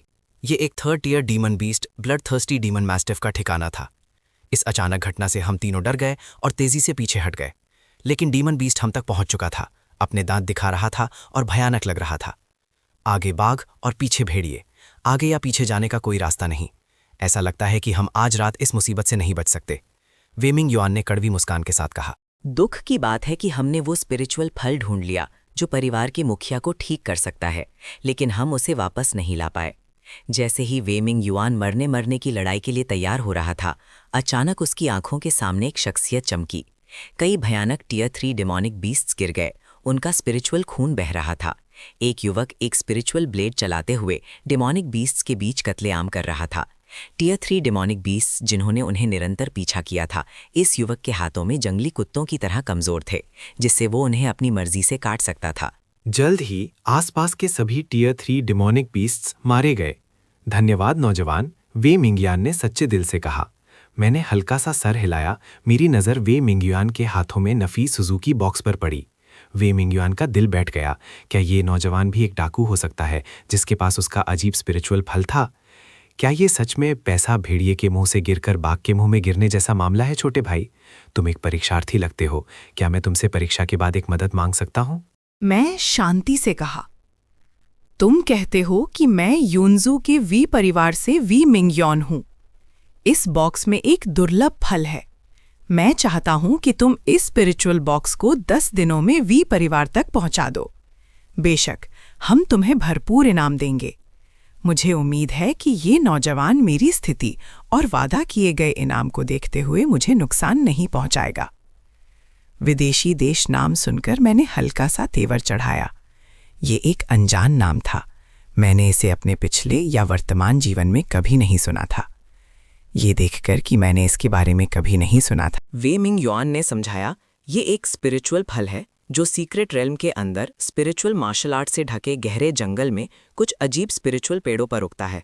इस फल के कई चमत्कारी प्रभाव हैं, जैसे सभी बीमारियों को ठीक करना और शक्ति बढ़ाना आदि। वे मिंग युआन ने आगे कहा, लेकिन स्पिरिचुअल धुंध जंगल को ढकती है। ये जगह खतरनाक है, जहाँ अनगिनत शक्तिशाली डिमोनिक बीस्ट्स हैं। यहाँ तक कि एक शक्तिशाली हेवनली रैंक अवेकेंड भी लापरवाही नहीं कर सकता। मैंने समझ में सर हिलाया और कहा, मैंने अभी तुम्हें कहते सुना कि तुम परिवार के मुखिया की चोट ठीक करने के लिए एग्जॉटिक फ्रूट ढूंढ रहे हो। वे मिंग युआन ने सर हिलाया। ये सही है, मुझे भी कुछ चिकित्सा ज्ञान है। अगर तुम्हें कोई ऐतराज ना हो तो मैं तुम्हारी चोट ठीक कर सकता हूँ। इनाम के रूप में मुझे ये एग्जॉटिक फ्रूट चाहिए, मैंने साफ साफ कहा। ये सुनकर वे मिंग युआन ने कड़वी मुस्कान दी। तो आखिर में मैं अभी भी इस एग्जॉटिक फ्रूट के पीछे हूँ। छोटे भाई, तुमने आज हमारी जान बचाई। मैं तुम्हारे एहसान का बदला चुकाने के लिए अत्याचार सहने को तैयार था। जबकि तुम्हें एग्जॉटिक फ्रूट की ज़रूरत है, तो इस फल का उपयोग तुम्हारे एहसान का बदला चुकाने के लिए किया जा सकता है। फिर उसने मुझे नफीस स्पिरिट वुड बॉक्स दे दिया। मैंने हाथ बढ़ाकर उसे ले लिया। जबकि मैं बोल चुका हूँ, मैं असेसमेंट के बाद ज़रूर वे परिवार जाऊँगा। छोटे भाई, तो फिर हम अलग हो गए। वेई मिन युआन ने अपने हाथ जोड़कर सलाम किया और जाने से पहले कहा, चन परिवार भी इस फल पर नजर रखे हुए है। अब जबकि ये तुम्हारे पास है, सावधान रहना। मैंने सर हिलाया, उनकी दया भरी चेतावनी को स्वीकार करते हुए। वे मिंग युआन और दूसरे लोगों के अपने भरी जख्मों के साथ चले जाने के बाद मैंने डीमन बीस्ट का डीमन कोर रखा और भी चला गया। मैं ज्यादा दूर नहीं गया था कि 15 लोग मेरे पीछे आ गए। छोटे, क्या तुमने 3 घायल लोगों को यहां से गुजरते देखा है? मैंने सर हिला दिया। कमबख्त, वो 3 इतनी तेजी से कैसे भाग सकते हैं? आगे चल रहे हट्टे कट्टे आदमी ने गाली दी। भाई युआंग, इस बच्चे के हाथ में स्पिरिट कोर देखो। चेन युआंग ने उसे देखा और उसकी आंखों में एक ठंडी रोशनी चमकी। छोटे, तुम्हें यह स्पिरिट कोर कहाँ से मिला? मुझे देखने दो। मैंने स्पिरिट कोर निकाला। हाँ हाँ, मुझे दो। चेन युआंग ने उसे पकड़ने के लिए हाथ बढ़ाया, लेकिन सिर्फ खाली हवा पकड़ी। मैंने स्पिरिट कोर वापस ले लिया। ये मुझे मिला है, तुम इसे चुराना चाहते हो? चेन युआंग तुरंत गुस्से में आ गया। कमबख्त, तुम मौत मांग रहे हो। उसकी आंतरिक ऊर्जा फट पड़ी, जिससे उसके पैरों के नीचे का मलबा कांपने लगा। भाई युआंग, क्या ये सच में जरूरी है? अपने आप पर काबू रखो। सीक्रेट रेल में घुसना और परीक्षार्थियों को मारना बहुत गंभीर अपराध है। तुम्हारा पूरा परिवार इसमें फंस जाएगा। उसके पीछे के लोग भी चेन युआंग का असली गुस्सा देखकर चौंक गए। चेन युआंग एक 4th टियर अवेकेंड बीइंग था। वो एक ही मुक्के से आसानी से 30,000 से 40,000 यूनिट बल निकाल सकता था। वो एक ही मुक्के से एक 3rd टियर डीमन बीस्ट को भी मार सकता था। भीड़ ने आह भरी। ऐसा लगता था कि वो सिर्फ अपने आप को डीमन बीस्ट के रूप में भेस बदलकर इस छोटे से लड़के को मार सकते हैं। अच्छा, एक गहरी आवाज फटी और एक शख्सियत पीछे की तरफ उड़ी। एक जोर से धमाके के साथ पास के खंडरों में जा टकराई। खंडर ढह गए, उसे दफन कर दिया। भाई युआंग, तुम सच में पीछे नहीं हटते। अगर तुम इस तरह नदी में कुछ भी नुकसान पहुंचा देते हो तो क्या होगा? रात का समय है और दृश्यता कम है, वो विशिष्ट स्थिति नहीं देख सकते। दोनों आगे दौड़े। चैन युआंग से स्पिरिट बॉक्स लेकर देखना चाहते थे कि अंदर क्या है। हे भगवान, ये तुम हो। मेरा भाई युआंग कहाँ है? तुरंत बाद 2 शख्सियतें फिर से उड़ती हुई भेजी गईं। चैन युआंग जिस खंडरों में गिरा था वहां जा गिरी। मैं थोड़ा जंग लग गया हूं, मैं अपना शरीर खींचूंगा। The azure 9 transformations azure insect sect की एक बुनियादी परिचयात्मक पुस्तिका है। मैं पहले एक ही लाट सितारे तोड़ सकता था, भले ही मैं अब उस स्टार पर नहीं हूं, लेकिन कुछ अवेकेंड वन से निपटने के लिए ये काफ़ी है। दूसरे लोग हैरान रह गए। ये परीक्षार्थी इतना शक्तिशाली कैसे हो सकता है? कोई चिल्लाया और बाकी के 1 दर्जन से ज्यादा लोग सब आगे बढ़ गए। Bang bang bang! अगले ही पल सभी 1 दर्जन से ज्यादा लोग हवा में उड़ गए और खंडारों में जा टकराए। चीखें उठने और गिरने लगीं। मैं वहां गया जहां चेन युआंग दफन था। चेन युआंग धूल से सना हुआ था और मिट्टी और रेत थूक रहा था। वो जानता था कि उसने गड़बड़ करती है और एक लोहे की प्लेट से टकरा गया है। वो जानता था कि वो उस नौजवान को कभी नहीं हरा सकता। अचानक उसने मुझे उसे घूरते हुए देखा और डर गया। तुम क्या करना चाहते हो? क्या तुम इस ग्रुप के लीडर हो? मैंने चेन युआंग के सवाल को नज़रअंदाज किया और बेपरवाही से पूछा। चेन युआंग ने जल्दी से सर हिलाकर कहा, नहीं नहीं नहीं। मैंने हल्का सा तेवर चढ़ाया और एक और आदमी को मलबे से बाहर खींचकर पूछा, तुम्हारा लीडर कौन है? दूसरे आदमी ने कोई जवाब नहीं दिया और बस चेन युआंग को देखता रहा। चेन युआंग के माथे पर ठंडा पसीना आ गया। मुझे माफ़ कर दो। चेन युआंग थुड़ से घुटनों के बल बैठ गया। वो लचीला था और कमज़ोर के सामने घमंडी हो सकता था, लेकिन शक्तिशाली के सामने विनम्र। मैंने इस मामले को आगे नहीं बढ़ाया, लेकिन अपना हाथ उठाया और एक हैंड सील बनाया। मैंने चेन युआंग के माथे को छुआ और एक सुनहरी स्पिरिचुअल रोशनी की किरण चमकी। मुझे एक ठंडक मेरे भौहों में घुसती हुई महसूस हुई और तुरंत ऐसा लगा जैसे हजारों चींटियां मेरी खोपड़ी को कुतर रही हैं। उसने अपना सिर पकड़ लिया, जमीन पर लुढ़क गया और लगातार चीखता रहा। थोड़ी देर बाद चेन युआंग ने आखिरकार छटपटाना बंद कर दिया। उसकी आवाज़ कमज़ोर थी और उसका पूरा शरीर कांप रहा था। तुमने मुझ पर कौन सी चाल चली? ये सिर्फ एक छोटा सा स्पेल था। सिर्फ असर देख रहा था। तुम इंसान नहीं हो। चेन युआंग ने दांत पीसे। उसकी कांपती हुई उंगली मेरी तरफ इशारा कर रही थी। मैं शांति से मुस्कुराया। हर चीज़ की एक कीमत होती है। तुमने मुझ पर हमला किया और मैं तुम्हारी जान बख्श दूंगा, लेकिन तुम्हें एक कीमत चुकानी होगी। तुम 15 लोग मुझे 6 महीनों के अंदर 15 ऐसे एग्जॉटिक फ्रूट्स दो, वरना हर 3 दिन में तुम न्यूट्रलाइज हो जाओगे, जो तकलीफ तुमने अभी महसूस की। ये सुनकर चेन युआंग वहीं जम गया। इनमें से एक एग्जॉटिक फ्रूट की कीमत लाखों स्पिरिट स्टोन्स है। 15 की कीमत तो करोड़ों स्पिरिट स्टोन्स होगी, तो मुझे मार ही डालो तो बेहतर है। भले ही ये एग्जॉटिक फ्रूट्स सबसे निचले दर्जे के स्पिरिचुअल जड़ी बूटियां मानी जाती हैं, लेकिन उन्हें इतनी ऊंची कीमत पर बेचा जाता है। सोचने पर यह समझ में आता है, इस दुनिया में स्पिरिचुअल एनर्जी खत्म हो गई है, एक गिरते हुए धर्मा की भूमि। ऐसी स्पिरिचुअल जड़ी बूटियां बेशक अनमोल हो सकती हैं। मैंने एक पल सोचा और फिर बोला, 6 महीनों के अंदर मेरे पास ले आओ और मैं तुम्हारी तकलीफ दूर कर दूंगा। अचानक उसने बोला, तो तुम्हें ये तकनीक उन पर भी इस्तेमाल करनी होगी, वरना मैं अकेला ये नहीं कर सकता। मैंने हैरानी से उसकी तरफ देखा। वो एक कल्टीवेटर होने के लिए काफी निर्दयी था। ज्यादा कुछ कहे बिना मैंने सोल डिवॉरिंग टेक्निक का इस्तेमाल किया और उन्हें एक कम्युनिकेशन टैलिस्मान छोड़ दिया, ताकि वो एग्जॉटिक फ्रूट हासिल करने के बाद मुझसे संपर्क कर सकें। फिर मैं चला गया। एक अपेक्षाकृत अखंड टूटी हुई स्पिरिचुअल टावर पर मैंने स्पिरिचुअल बॉक्स से एग्जॉटिक फ्रूट निकाला और अपनी स्पिरिचुअल पावर से एक स्पिरिट गैदरिंग अरे बनाया। मैंने एग्जॉटिक फ्रूट को अरे में रखा, पैरों को मोड़कर बैठा और कल्टीवेट करना शुरू कर दिया। अरे गूंजने लगा और एक स्पिरिचुअल रोशनी की झलक चमकी। स्पिरिचुअल एनर्जी की धारियां मेरे शरीर में समा गईं, जिससे मुझे ताजगी महसूस हुई। लेकिन एग्जॉटिक फ्रूट मेरे अवशोषण के नीचे जल्दी से मुरझा गया। ची रिफाइनिंग के पहले लेवल के मध्य स्तर तक भी नहीं पहुंच पाया। मैं एग्जॉटिक फ्रूट के प्रभाव से बहुत संतुष्ट नहीं था। जबकि एक एग्जॉटिक फ्रूट था, क्या वहां और भी कीमती स्पिरिचुअल जड़ी बूटियां थीं? जहां ये उगता था, असेसमेंट के बाद मुझे वापस जाकर इसके बारे में और जानना चाहिए। अगर ऐसा है तो 1 साल के अंदर गोल्डन कोर स्टेज तक ब्रेक थ्रू करना बहुत आसान हो जाएगा। जैसे ही सुबह हो रही थी, मैं सीक्रेट रेल्म के केंद्र की तरफ बढ़ा और एक टूटे हुए स्पिरिचुअल केंद्र में पहुंचा। केंद्र स्पिरिचुअल खून और स्पिरिचुअल जड़ी बूटी के रस की गंध से भरा था, जो इस बात का संकेत था कि हाल ही में एक भयानक लड़ाई हुई थी। स्पिरिचुअल एनर्जी के टकराने की 2 आवाज़ें खंडारों में गूंजी। एक स्पिरिट सोर्ड मेरे पास से गुजरी, मेरा साथी अकेला। उसके पीछे एक नीले रोब में एक मेल डिसाइपल एक स्पिरिट नाइफ लिए हुए था। उसने मुझे ऊपर से नीचे तक देखा। क्या एक अवेकेंड वन भी नहीं? उस आदमी ने गाली दी। एक मच्छर भी मांस ही होता है। पिछले 2 दिनों से अपनी लूट दे दो ताकि शारीरिक दर्द से बच सको। मैं हंसा। किसी ने सच में मुझे लूटने की हिम्मत की। 1 मिनट बाद, हे भाई, मुझे मत मारो, दर्द हो रहा है, आराम से मारो। भाई, ये हमारे द्वारा इकट्ठा किए गए मॉन्स्टर मटेरियल्स हैं, कुल 3000 पॉइंट्स के। ये लो।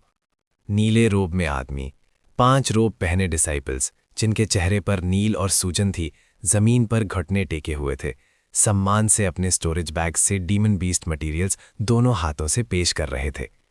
दफा हो जाओ, मैंने शांति से कहा, स्टोरेज बैग्स रखते हुए। ठीक है। 5 नील और सूजन वाले आदमी, जैसे उन्हें माफी मिल गई हो, भाग गए। मैं आगे बढ़ता रहा। चारों तरफ लड़ाई की आवाजें और डीमन बीस्ट्स की चीखें गूंज रही थीं, साथ ही स्पिरिचुअल एनर्जी की चटकने की आवाज भी। अचानक एक जानवर जैसी आकृति मेरे सामने आई। एक डीमन बीस्ट ढह गए खंडरों से निकला।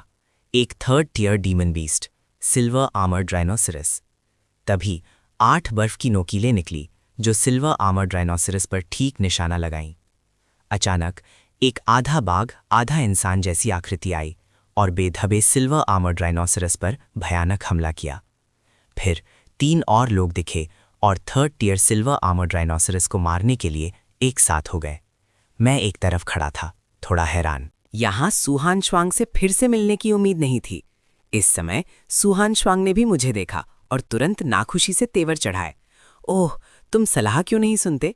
मैंने तुमसे कहा था कि सीक्रेट रेल्म के केंद्र में मत आओ, लेकिन तुम फिर भी आ गए। तुम्हारी हिम्मत सच में असाधारण है। हे, हथियार बनाने वाले की जगह इमॉर्टल कल्टिवेशन चुनना तुम्हारी प्रतिभा की बर्बादी है। शाओ जिंगहुआन ने मेरी हिम्मत की काफ़ी तारीफ की। ग्रुप ने जल्दी से सिल्वर आर्मर्ड राइनोसरस से डीमन कोर लिया। और फिर मेरी तरफ चल दिए। क्या बात है? सुहान शोंग ने मुझे घूरा। क्या तुम्हें वर्तमान स्थिति समझ नहीं आ रही है? यहाँ हर जगह हेवनली ग्रेड अवेकंड बीन्स और 3rd टियर डीमन बीस्ट्स हैं। तुम एक इमॉर्टल कल्टिवेटर यहाँ क्या कर रहे हो? मैं जानती हूँ कि पास में एक अपेक्षाकृत अखंड खंडहर है जो ज़्यादा सुरक्षित है। हम तुम्हें वहाँ ले जाएंगे। ये महसूस करते हुए कि सुहान श्वांग मुझ पर थोड़ा ज़्यादा ही मेहरबान हो रही है, मैं उसे कुछ और बार देखने से खुद को रोक नहीं पाया। शाओ जिंगहुआन और दूसरे 2 जो सु हानश्वांग के साथ थे, वो भी उसे हैरानी से देखने लगे। हनश्वांग, तुम उस पर इतनी मेहरबान क्यों हो रही हो? कहीं तुम उस पर फिदा तो नहीं हो गई? तुम एक second tier heavenly grade awakener हो, वो सिर्फ एक आम खिलाड़ी है। तुम दोनों का कोई भविष्य नहीं है। जाओ जिक्सवान, जो अभी अभी रूप बदला था, अपने असली रूप में वापस आ गया और दोनों को शक से देखने लगा। उसके पहले शब्द बचकाने चुनी भी उसे भरे थे। सू हान श्वांग का सुंदर चेहरा लाल हो गया। तुम पर फिदा हो गए? तुम बड़े बेवकूफ़ हो। मैंने उसकी मदद सिर्फ इसलिए की क्योंकि हम एक ही सेक्ट से हैं, ठीक है? क्या ऐसा है? जाओजी स्वयं ने एक मैं समझ गया वाला चेहरा बनाया। तो चलो जल्दी करते हैं। हमने दुनुहांग जाकर उनके ठिकाने के बारे में जानने का फैसला किया था। शाओ जिंगहुआन ने सर हिलाया और कहा, मैंने सुना है कि फंग शुए याओ और उसके ग्रुप के पास बहुत पैसा है। उनकी टीम के पास अब कम से कम 20,000 फॉलोअर्स हैं। सुन मिंग हुई ने कहा, मुझे लगता है कि हमें जाओजी सुनैन और उसके ग्रुप को ढूंढना चाहिए। तुम पागल हो क्या? जू जिचुएन तियानसुएन सेक्ट से है। उसके पास जाना पैसे की बर्बादी है। शाओ जिंगहुआन हैरान था। जी जिचुएन और उसके ग्रुप उतने मजबूत नहीं है।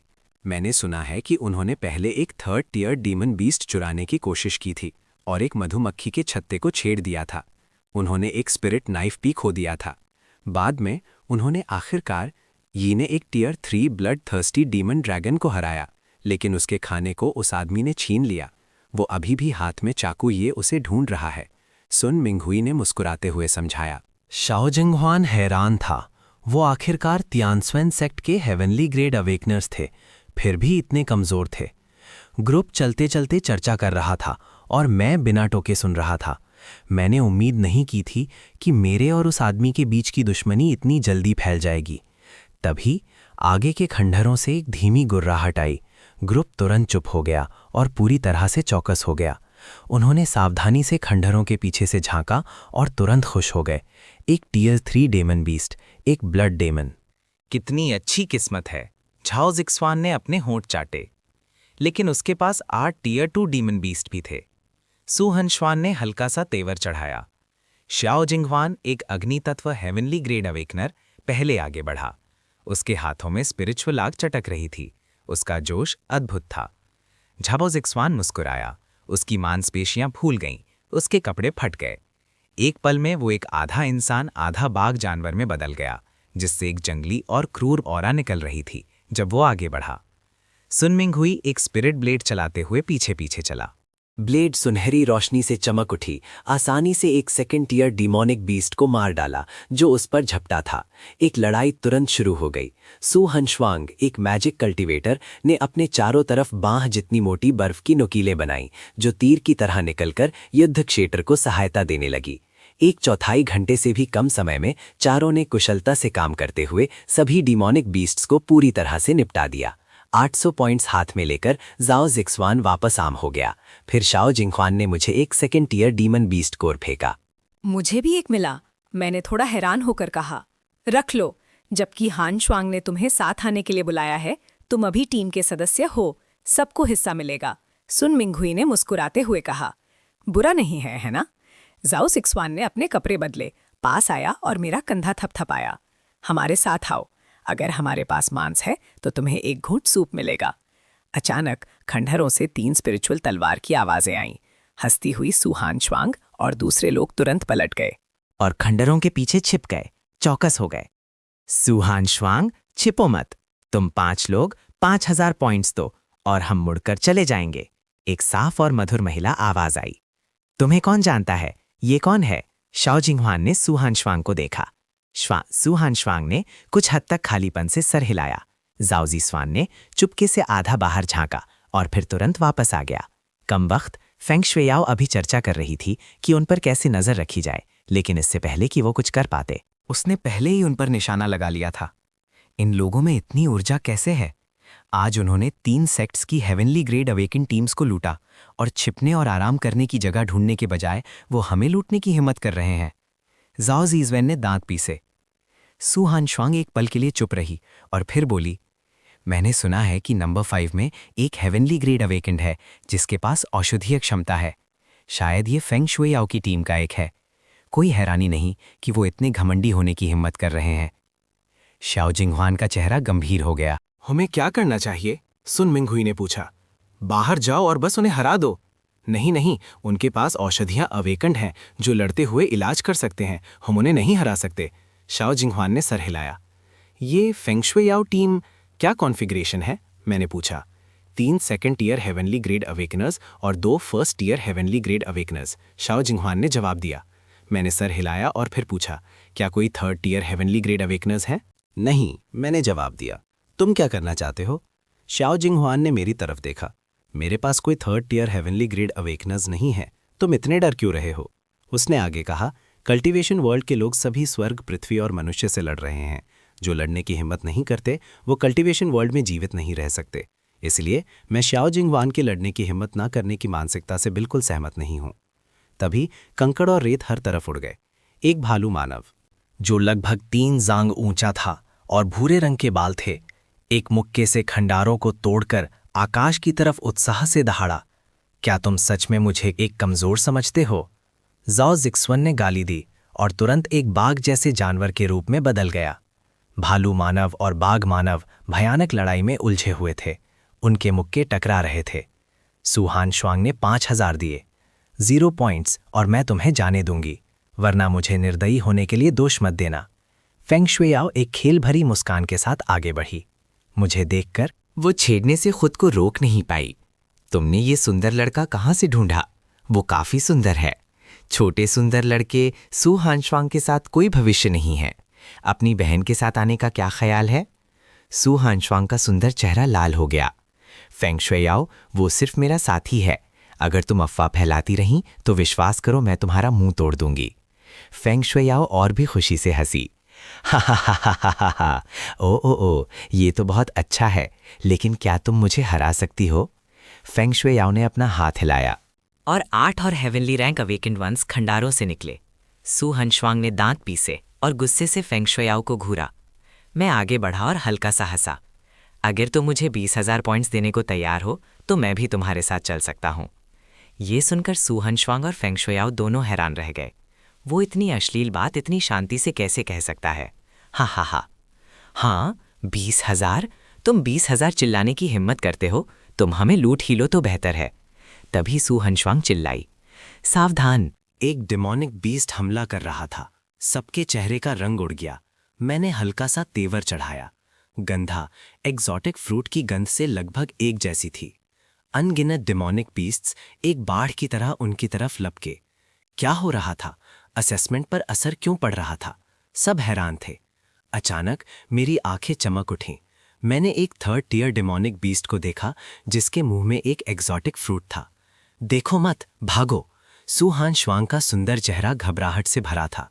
अगले ही पल, क्योंकि वो जिस दिशा में भाग रहे थे, डिमोनिक बीस्ट्स को भी एक गंध आई और उन्हें घेर लिया। अब वो डिमोनिक बीस्ट से घिरे हुए थे। चुक्वांग, तुम 3 लोगों को लिन्युवे की रक्षा करने के लिए ले जाओ। लिन्युवे उनकी टीम की हीलर अवेकनर है। बाकी सब हमला करो। फेंगशुई ने एक निर्णायक फैसला लिया। चिनमोचन, तुम क्या कर रहे हो? मुझसे ज्यादा दूर मत भटको, सु हानश्वांग चिल्लाई। मैंने सर हिलाया। मामूली डिमोनिक बीस्ट्स चिंता का विषय नहीं है। फिर बिना पीछे देखे मैं अंदर घुस गया। वो ऐसा कैसे हो सकता है? वो झाओ जिक्सवान से भी ज्यादा आवेशी है। सु हानश्वांग ने गुस्से में अपना पैर पटका। तभी मैं डिमोनिक बीस्ट के झुंड में घुस गया, अपनी स्पिरिट ब्लेड चलाते हुए। स्पिरिचुअल एनर्जी ने एक ब्लेड लाइट का भूत बनाया, आगे बढ़ रहे डिमोनिक बीस्ट्स को काटकर उन सबको मार डाला। मैं लड़ते हुए उन 5 3rd टीयर डिमोनिक बीस्ट्स तक पहुंचा जो अभी भी एग्जॉटिक फ्रूट के लिए लड़ रहे थे। साथ ही मैंने इल्यूजनरी स्पिरिट ब्लेड टेक्निक का इस्तेमाल किया, तुरंत अनगिनत ब्लेड लाइट्स निकाली जो उन 5 डिमोनिक बीस्ट पर बरस पड़ी जो एग्जॉटिक फ्रूट के लिए लड़ रहे थे। पहले 3 टीयर डिमोनिक बीस्ट के रोंगटे खड़े हो गए और वो तुरंत मुझसे बच गया। 7 स्टार स्टेप का इस्तेमाल करते हुए वो ब्लड थर्स्टी डिमन हाउंड के सामने प्रकट हुआ जो एग्जॉटिक फ्रूट लिए हुए था, जैसे टेलीपोर्टेशन से।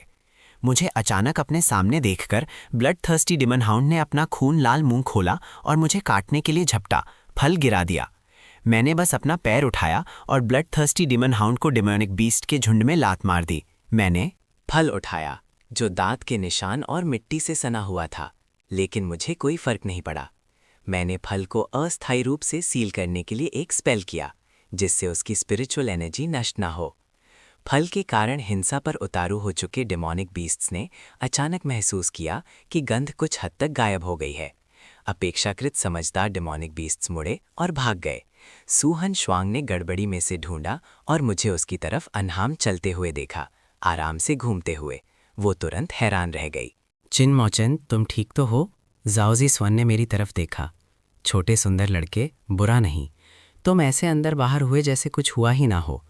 फेंगशुए लाओ ने एक भावें उठाईं। तुम्हारे पास कौन सी प्रतिभा है? ये प्रभावशाली है।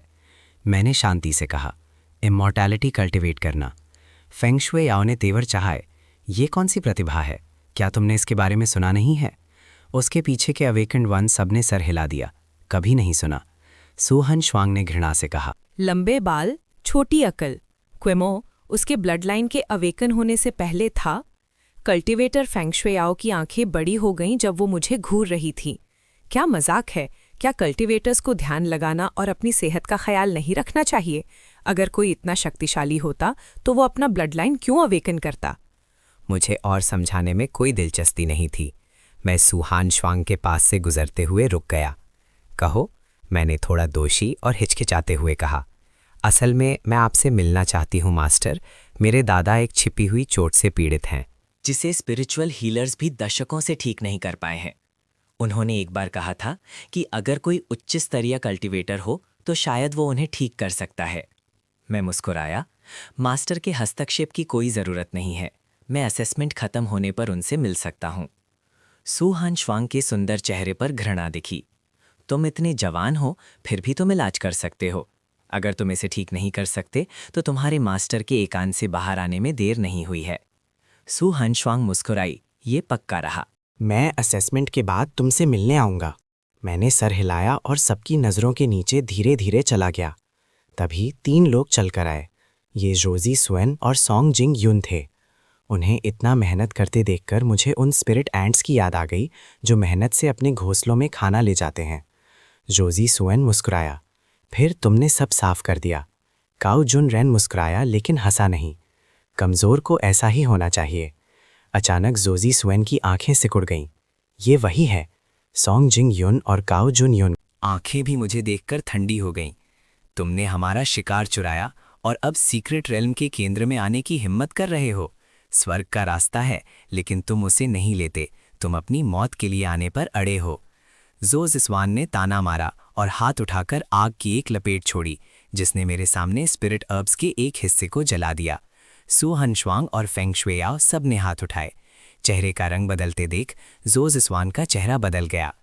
ट्यान स्वन सेक्ट के लोगों, तुम्हें इधर उधर नहीं घूमना चाहिए। अगर तुमने एक और कदम आगे बढ़ाया तो तुम्हारी सुरक्षा की कोई गारंटी नहीं दे सकता। जोजिक्सवन ने ठंडे स्वर ने मेरी तरफ देखा, फिर फेंगशुएयाओ और दूसरों को एक झूठी मुस्कान के साथ देखा।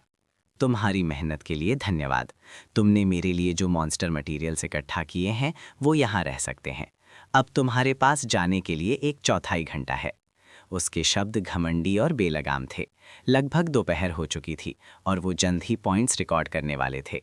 वो कोई झगड़ा नहीं चाहते थे। शायो जिंगहुआन ने मन ही मन सोचा, ये बुरा किस्मत है।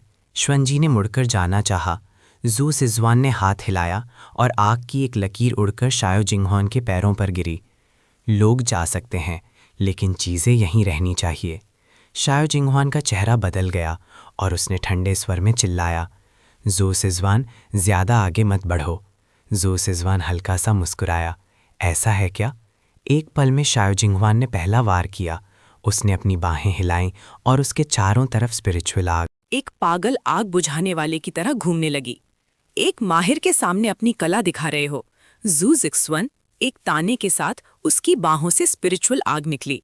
उसने ताली बजाई और उग्र आग रॉकेट्स की एक बारिश में बदल गई जो बाहर की तरफ निकल गई। शाओ जिंगहुआन की घूमती हुई स्पिरिचुअल आग जू जिक्सवन के रॉकेट से तुरंत टूट गई। उस पर कई तीर लगे और वो मुंह से एक स्पिरिचुअल खून उगलते हुए पीछे की तरफ जमीन पर जा गिरा। जू जिक्सवन एक आधे मनुष्य आधे बाघ में बदल गया। जाओ 2 या 3 जांग ऊंचा खड़ा था, लेकिन काउजुनरन से छोटा लग रहा था, जो एक भालू मानव में बदल गया था। दोनों ने 2 मुक्के मारे और जाओ से सुख्यान लड़खड़ाते हुए कई कदम पीछे चला गया, जबकि काउजुनरन हिला तक नहीं। सुनमिंग हुई की स्पिरिचुअल ब्लेड सुनहरी रोशनी से चमक उठी जब वो सॉन्ग जिनजुन की तरफ बढ़ी।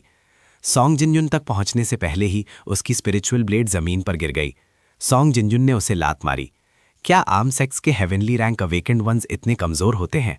ज़ो ज़िक्सवान की बाहों में स्पिरिचुअल आग चमक रही थी जब वो शाओ जिंगवान और दूसरों को देख रहा था जो जमीन पर गिरे हुए थे। उसने हल्का सा सर हिलाया। ये सुनकर हारे लोगों के चेहरे गंभीर हो गए। ठीक है, मैं अपनी हार मानता हूँ, सबने कहा, एक एक करके अपने स्टोरेज बैग से मॉन्स्टर मटेरियल्स फेंकते हुए। तब तुम ठीक हो, सॉन्ग जिंगयुन ने लिन यूवेई को रोका जो स्टोरेज बैग्स ले रही थी।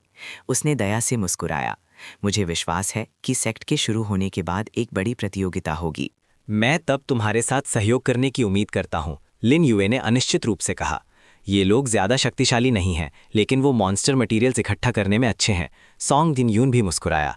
उसने बेपरवाह स्पिरिचुअल एनर्जी वाले पुजारी को देखा और कहा, तुम अब जा सकते हो। दोपहर तक अभी आधा घंटा बाकी है। अगर तुम्हारी किस्मत अच्छी है तो तुम्हें 800 पॉइंट्स मिल जाने चाहिए। सब खत्म हो गया, मैंने कहा, उठकर अपनी धूल झड़ते हुए। अब मेरी जाने की बारी है। रुको, ज़ू ज़िक्सवान की ठंडी आवाज गूंजी। सब रुक गए। मैंने तुम्हें जाने के लिए नहीं कहा। ज़ू ज़िक्सवान ने मेरी तरफ इशारा किया। किसने कहा कि मैं जा रहा हूं? किनमोचन, जिद्दी मत बनो, उन्हें मॉन्स्टर मटेरियल्स दे दो, सू हानश्वांग ने चिंता से कहा, अपनी आवाज धीमी करते हुए उसे याद दिलाया। मैंने सर हिलाया, सीधा घमंडी ज़ू ज़िक्सवान को देखते हुए, और बेपरवाही से कहा, मैंने पिछली बार इसे जाने देने के लिए कहा था, लेकिन अब दोबारा ऐसा नहीं होने दूंगा। ऐसा लगता है कि तुम सबने मेरी बातों को दिल से लगा लिया है। मेरा ऊपर से नीचे देखने वाला लहजा एक बुजुर्ग की तरह लग रहा था जो एक जूनियर को लेक्चर दे रहा था। दोस्त, क्या तुम्हें स्थिति समझ भी आ रही है? वो ट्यान्स्वन सेक्ट से सेकंड टियर हेवनली ग्रेड अवेकनर्स हैं। ये एक चमत्कार है कि वो तुम्हें परेशान नहीं कर रहे हैं और तुम अब भी उन्हें उकसाने की हिम्मत कर रहे हो। फेंग शुएआओ के पीछे जख्मी परीक्षार्थी ने मुझे गुस्से से देखा और अनजाने में मुझसे दूर हो गया। ज़ो ज़िक्सवान और दूसरे दो मेरी बातें सुनकर उनके चेहरे गंभीर हो गए। यहाँ तक कि सॉन्ग जिंगयून, जो सहनशील था, की आंखों में इस तरह डांटने के बाद एक ठंडी चमक आ गई। मैंने पहले एक बार अपनी शक्ति बचाने और पॉइंट्स हासिल करने के लिए तुम्हें छोड़ दिया था। अब मेरे पास पर्याप्त पॉइंट्स हैं। क्या तुम्हें लगता है कि तुम अब भी मुझसे बच सकते हो?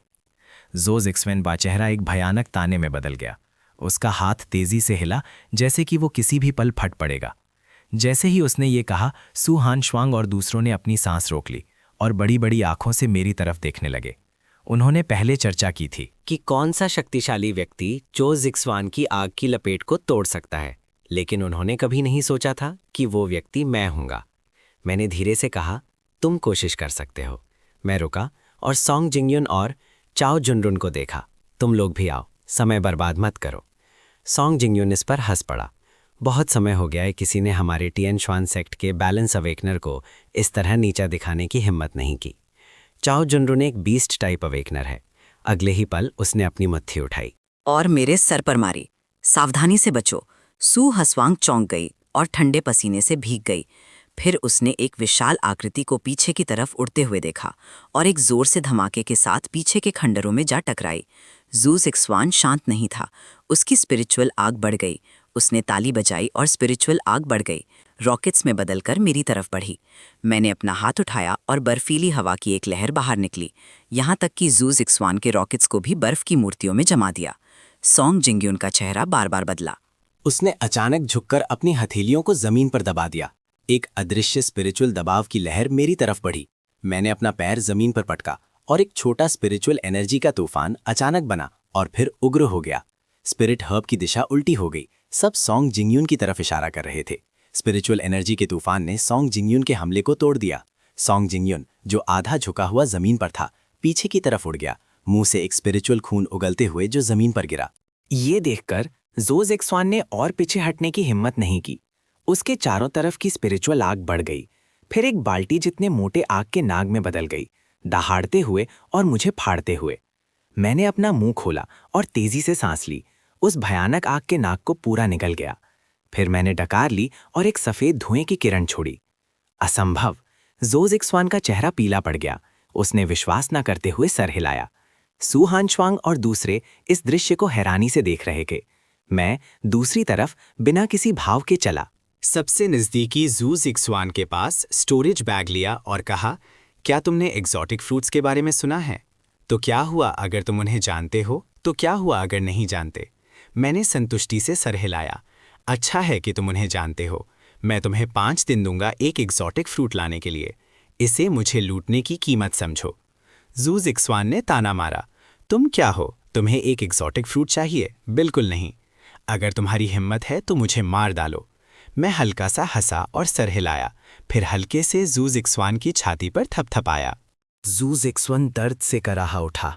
तुमने मेरे साथ क्या किया? मेरी प्रतिभा कहाँ गई? मुझे एग्जॉटिक फल ला कर दो और मैं उसे ठीक कर दूंगा। अगर तुम्हें एक आम इंसान बनना ठीक लगता है तो तुम्हें मुझे ढूंढने की ज़रूरत नहीं है। इसे ठीक करो, वरना असेसमेंट के बाद तुम मर जाओगे। जू जिक्सवान जोर से दहाड़ा। मेरी आंखें ठंडी हो गईं। फिर से कहो। जू जिक्सवान जम गया। उसने महसूस किया जैसे एक फिसलन भरा सांप उसकी गर्दन के चारों तरफ लिपटा हुआ है। उसका मुंह खुला हुआ है और उसकी जीभ लपलपा रही है, किसी भी पल उसे काटने के लिए तैयार। याद रखना, 5 दिनों के अंदर। मैं उठा और सॉन्ग जिंगयून की तरफ चल पड़ा। क्या तुमने सुना जो मैंने जोजिचवेन से कहा? सॉन्ग जिंगयून ने सर हिलाया और दांत पीसे। शर्त है, एक एग्जॉटिक फ्रूट भूनने के बाद मैं उसे तुम्हारे सेक्ट भेज दूंगा। जोजिचवेन के मुकाबले सॉन्ग जिंगयून साफ तौर पर ज्यादा व्यवहारिक था, लेकिन उसने फिर भी अस्थायी रूप से उसे सील कर दिया। सॉन्ग जिंगयून, मुझे एग्जॉटिक फ्रूट ला कर दो और मैं उसे ठीक कर दूंगा। फिर उसने काओ जुनरिन को खंडहरों से बाहर खींच लिया। उसकी प्रतिभा को सील करने के बाद मैंने एग्जॉटिक फ्रूट्स का जिक्र किया। मैंने संतुष्टि से सर हिलाया। 3 एग्जॉटिक फ्रूट्स उसके लिए ची रिफाइनिंग के दूसरे लेवल तक पहुंचने के लिए काफ़ी होने चाहिए। ऐसा करने के बाद मैंने 2 स्टोरेज बैग्स जाओ जिक्सवान और सू हानशवांग को फेंके। जाओ जिक्सवान थोड़ा उलझन में था। क्यों मोचन, तुम्हारा क्या मतलब है? मैं मुस्कुराया। क्या हम एक टीम नहीं हैं? सबको हिस्सा मिलेगा। सू हानशवांग इसे चाहती थी, लेकिन हिचकिचा रही थी। क्या ये बहुत कीमती है? सीतवन, तो इसे मुझे वापस दे दो। सू हानशवांग ने तुरंत स्टोरेज बैग्स को गले से लगा लिया। मैं तो बस शिष्टाचार कर रही थी। दी हुई चीज कौन वापस ले सकता है? मैं निशब्द था। मैं मुड़ा और चला गया। तुम कहाँ जा रहे हो? सू हानशवांग ने पूछा। एक छिपने की जगह ढूंढ रहा हूँ और 50 बायोग्राफी पॉइंट्स का इंतजार कर रहा हूँ। हमने जो तय किया था उसे मत भूलना, सू हानशवांग ने चिल्लाया। मैंने हाथ हिलाया। चिंता मत करो। सबके जाने के बाद जिंगयून, क्या तुम इसे निगल सकते हो? जो जिक्सवान ने जोर से पूछा। सॉन्ग जिंगयून ने जो जिक्सवान को देखा।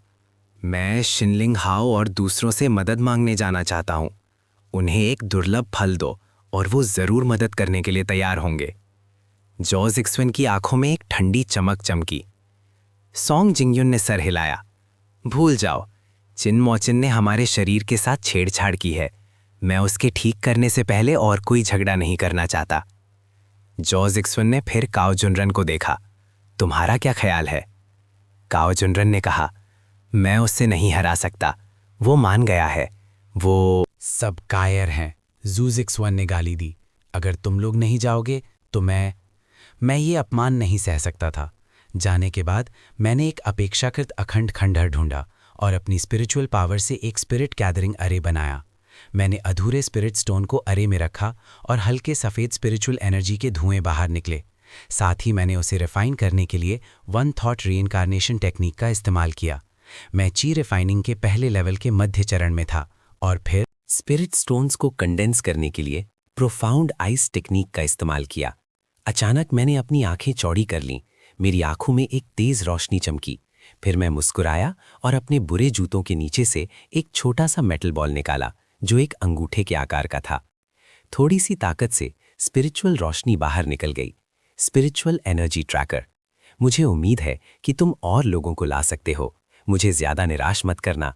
जितने ज्यादा लोग तुम लाओगे उतना अच्छा है। जितने ज्यादा एग्जॉटिक फ्रूट्स मैं हासिल कर सकता हूं उतना अच्छा है।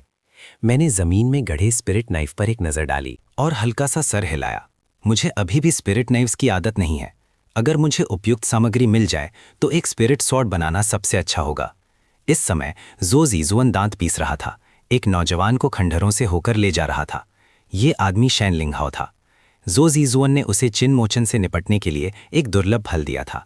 यहाँ जो जिक्सवान रुका। ट्रैकर शायद उसने ढूंढ लिया हो। ये अभी अभी नष्ट हुआ है, लेकिन उसने ज़रूर उम्मीद नहीं की होगी कि हम आएंगे। मैं खंडहरों में पैर मोड़कर बैठा था। मेरी उंगलियों ने हल्के से छोटे मेटल ट्रैकर को सहलाया। उसकी बारीकी कारीगरी में अभी भी स्पिरिचुअल एनर्जी की उतार चढ़ाव का हल्का सा निशान था। ऐसा लगता था कि ज़ूज़िक्सवान के पास कोई मार्गदर्शक था। लेकिन यह ठीक था, जितना ज़्यादा वो आएंगे उतना ही मेरे सौदे के पत्ते मजबूत होंगे। मैंने अपनी आंखें बंद की, ध्यान केंद्रित किया और वन थॉट रीइंकार्नेशन टेक्निक को चलाना जारी रखा। खंडहरों के बाहर हवा तेज हो गई और डेमोनिक बीस्ट्स की दहाड़ और टक्कर की तेज आवाज़ें दूर तक गूंज रही थीं। जैसे जैसे दोपहर नज़दीक आ रही थी, सीक्रेट रेल्म का केंद्र और भी ज़्यादा अव्यवस्थित होता जा रहा था। हर कोई आखिरी दौड़ लगा रहा था। आखिरी आधे घंटे में जितने ज़्यादा हो सके पॉइंट्स हासिल करने की कोशिश कर रहा था। अचानक मैंने 3 औरास को तेज़ी से नज़दीक आते हुए महसूस किया। एक ज़ूज़िक्स-1 का था, दूसरे 2 एक मजबूत और एक कमज़ोर। मजबूत वाला ज़ूज़िक्स-1 से कहीं ज़्यादा गहरा और रखता था, कम से कम एक 4th tier heavenly grade awakener. मैंने धीरे से अपनी आंखें खोली। मेरे होंठों पर हल्की सी मुस्कान थी। 3 लोग खंडारों के पीछे से निकले। नेता लंबा और पतला था, जिसका चेहरा ठंडा और कठोर था। उसने एक गहरा रोब पहना था, जिस पर चांदी के बादल के पैटर्न बने हुए थे। वो हाथ पीछे करके खड़ा था। उसकी निगाहें मुझ पर ऐसे पड़ रही थीं जैसे मैं एक ओवर कॉन्फिडेंट चींटी हूं। ज़ोंग-ज़िक्सुअन उसके पास खड़ा था। उसका चेहरा बदले की खुशी से भरा हुआ था। ये घमंडी आदमी। शेनलिंग हाओ ने मुझे कुछ देर देखा, फिर हल्का सा तेवर चढ़ाया। क्या तुम्हें यकीन है कि ये वही था जिसने अभी तक अपना ब्लड लाइन भी अवेकन नहीं किया है, जिसने तुम तीनों को इस तरह से पीटा? ज़ूज़िक्स-1 का चेहरा लाल हो गया जब उसने दांत पीसे। उसके तरीके अजीब हैं। उसने मेरी आग की क्षमता को पूरा निगल लिया। शेनलिंग हाओ की आंखों में हल्की सी रुचि चमकी। दिलचस्प। उसने 2 कदम आगे बढ़ाए। उसकी उंगलियां कमर पर बंधी स्पिरिट सोर्ड को हल्के से थपथपा रही थीं। मैं तुम्हें एक मौका दूंगा। ज़ूज़िक्स-1 और दूसरों को उनके बंधनों से मुक्त करो, फिर घुटनों के बल बैठकर अपनी गलती मानो। मैं तुम्हें इस सीक्रेट रेल्म से सही सलामत जाने दे सकता हूं। उस पर नज़र डालते हुए उसकी निगाहें शांत। तुम टियानस्वेन सेक्ट के शेनलिंग हाओ हो। उसने गर्व से सर हिलाया। शेनलिंग हाओ टियानस्वेन सेक्ट का एक कोर डिसाइपल, एक 4th tier heavenly grade awakener. तुमने मेरे बारे में सुना होगा। मैंने सर हिलाया। मैंने नहीं सुना था। शेनलिंग हाओ का चेहरा सख्त हो गया। उसकी आंखों में एक ठंडी चमक चमकी। लगता है तुम तर्क नहीं सुनोगे, इसलिए तुम्हें परिणाम भुगतने होंगे। उसने अपनी कलाई झटकी, अपनी स्पिरिट सोर्ड निकाल ली। ब्लेड एक भूतिया नीली रोशनी से चमक उठी और हवा का तापमान गिर गया। एक आइस टाइप अवेकनर। मैंने हल्का सा सर हिलाया। मैं सच में सू हान श्वांग के जैसा ही हूं, लेकिन इस ऑरा की गहराई सू हान श्वांग से कहीं ज़्यादा है। मैं तुम्हें आखिरी मौका दूंगा। शेनलिंग हाओ ने अपनी स्पिरिट सोर्ड को अपने सामने रखा। उसके ब्लेड पर बर्फ की एक पतली परत जम गई। मैंने धीरे से उठा, अपने कपड़ों से धूल झाड़ते हुए। ज़रूरत नहीं, जबकि तुम यहाँ हो तो नियमों का पालन करो। एक फल के लिए एक सेवा। मैं ज़ूज़िक्स-1 और दूसरों को उनकी पाबंदियों से मुक्त कर दूंगा। शेनलिंग हाओ ने ताना मारा। तुम्हें क्या लगता है कि तुम मुझसे सौदा कर सकते हो? उसने अपनी कलाई झटकी। उसकी स्पिरिट ब्लेड ने एक आर्क बनाया। 3 ब्लेड्स हवा को चीरती हुई निकलीं, एक तेज हंसी निकलते हुए। मैंने अपना हाथ उठाया। मेरी स्पिरिचुअल पावर बढ़ गई, एक अदृश्य बाधा में बदल गई। ब्लेड्स उससे टकराईं, एक साफ आवाज के साथ, जब वो बर्फ के टुकड़ों की बारिश में बदल गईं। शेनलिंग हाओ के प्यूपल्स हल्के से सिकुड़ गए। उसे कुछ अंदाजा हो गया था। उसका शरीर धुंधला हो गया, एक धुंध बन गया। स्पिरिट ब्लेड एक हड्डी छिलने वाली ठंड के साथ सीधा मेरे गले की तरफ निशाना लगाया। उसकी गति बेहद तेज थी और उसकी शक्ति ज़ूज़िक्स-1 और उसके जैसे लोगों से कहीं ज्यादा थी। मैं एक तरफ हट गया, साथ ही अपनी उंगली झटकी। स्पिरिट पावर का एक झोंका ठीक ब्लेड पर लगा। एक झंझनाहट के साथ स्पिरिट ब्लेड कांप गई। शेनलिंग हाओ का हाथ हल्का सा सुन्न हो गया। उसका चेहरा बदल गया और उसने तेजी से पीछे हटकर दूरी बना ली। ये किस तरह की क्षमता है? उसने तेवर चढ़ाकर पूछा। एल्टिवेशन, मैंने शांति से जवाब दिया। कल्टिवेशन। शेनलिंग हाओ ने हंसी उड़ाई। एक वंश जो कब का मिट चुका है, मेरे सामने दिखावा करने की हिम्मत करता है? उसने एक गहरी सांस ली, अपनी बाहें फैलाईं और आसपास की हवा का तापमान गिर गया। जमीन पर एक सफेद पाले की परत बन गई। 1000 मील जमाना, उसने दहाड़ा, अपनी सिकल को जमीन में गाड़ दिया। बर्फीली ऊर्जा का एक झोंका मेरी तरफ बढ़ा, अपने रास्ते में आने वाली हर चीज को बर्फ की मूर्तियों में जमा दिया। मैंने हल्का सा एक भौहें उठाई। इस चाल में कुछ शक्ति थी, लेकिन बस इतना ही। मैंने हाथ से मुद्रा बनाई, मेरी स्पिरिचुअल एनर्जी बढ़ गई और मेरी उंगलियों से एक सुनहरी रोशनी निकल पड़ी। ब्रेक दी आइस डीमन, मैंने धीरे से चिल्लाया। सुनहरी रोशनी बर्फीली ऊर्जा की लहर से टकराई। कोई हिंसक धमाका नहीं हुआ, कोई धरती हिला देने वाली आवाज नहीं आई। सुनहरी रोशनी बर्फीली ऊर्जा की लहर को एक गरम चाकू की तरह मक्खन में से काट गई। शेनलिंग हाओ का चेहरा बुरी तरह बदल गया। ये कैसे हो सकता है? इससे पहले कि वो कुछ समझ पाता, सुनहरी रोशनी पहले ही उसके सामने थी। एक धमाके के साथ डोर फेंक दिया गया। दो टूटी हुई दीवारों से टकराकर आखिरकार रुक गया। जू जिक्सवैन वहीं खड़ा था। उसके पैर कमजोर थे, उसका चेहरा मौत जैसा पीला था। उसका सबसे शक्तिशाली हथियार एक ही वार तक नहीं टिका था। मैं शेन लिंगहाओ के पास गया। वो मलबे में पड़ा था, उसके होंठों से ठंडा पानी निकल रहा था। लिंगशुए की आंखें गुस्से से भरी हुई थी। मैंने उसे शांति से देखा। इस एक्सोटिक फ्रूट को 5 दिनों के अंदर मेरे पास पहुंचाओ, वरना तुम्हारा हाल भी जू जिक्सवैन और दूसरों जैसा होगा। शेन लिंगहाओ ने दांत पीसे खड़े होने की कोशिश कर रहा था, लेकिन पाया कि वो अपनी आइस टाइप क्षमताओं को बिल्कुल भी सक्रिय नहीं कर सकता। तुमने मेरे साथ क्या किया? वो हकलाया। बस एक छोटा सा स्पेल। मैं मुड़ा और चला गया। याद रखना, 5 दिनों के अंदर। दोपहर में सीक्रेट रेल्म के ऊपर आसमान में एक लंबी घंटी बजी। ये इस बात का संकेत था कि पॉइंट्स एंट्री चैनल खुल रहा है। मैंने नज़दीकी एंट्री पॉइंट की तरफ अपनी गति तेज कर दी। रास्ते में मिले परीक्षार्थियों ने मुझे अकेला देखकर पहले तो मुझे लूटना चाहा, लेकिन मुझ पर बची हुई लड़ाई की ऑरा महसूस करने के सब ने समझदारी से रास्ता दे दिया। Points entry point secret realm के किनारे पर स्थित था, एक अस्थायी स्पिरिट अरे प्लेटफॉर्म। कई सेक्ट के बुजुर्ग प्लेटफॉर्म पर बैठे थे, जिनके सामने पॉइंट्स रिकॉर्ड करने के लिए उपकरण तैर रहे थे। जब मैं लाइन में इंतजार कर रहा था, मैंने आसपास के परीक्षार्थियों को आपस में चर्चा करते सुना। मैंने सुना है कि टियान स्वेन सेक्ट के जोजी स्वेन की प्रतिभा नष्ट हो गई है। क्या ये सच है या नहीं? इतनी हिम्मत किसने की, कौन जाने। वैसे भी ये असेसमेंट एक बड़ा इवेंट होने वाला है। मैं शांत रहा, जैसे कि जिन लोगों के बारे में वो बात कर रहे थे उनसे मेरा कोई लेना देना नहीं था। जब मेरी बारी आई, मैंने अपने स्टोरेज बैग से मॉन्स्टर मटेरियल्स खाली किए। डेटा एंट्री के प्रभारी बुजुर्ग ने उन पर एक नज़र डाली और हल्का सा तेवर चढ़ाया। मैंने सर हिलाया। बुजुर्ग ने अपने स्पिरिचुअल डिटेक्टर से मटेरियल्स को स्कैन किया और थोड़ा हैरान हुआ। 1850 पॉइंट्स, बुरा नहीं। उसने मेरी तरफ फिर से देखा। कल्टिवेटर, मुझे याद है कि तुमने कल्टिवेशन चुना था। मैंने सर हिलाया। बुजुर्ग ने सर हिलाया और मुस्कुराया और कुछ नहीं कहा।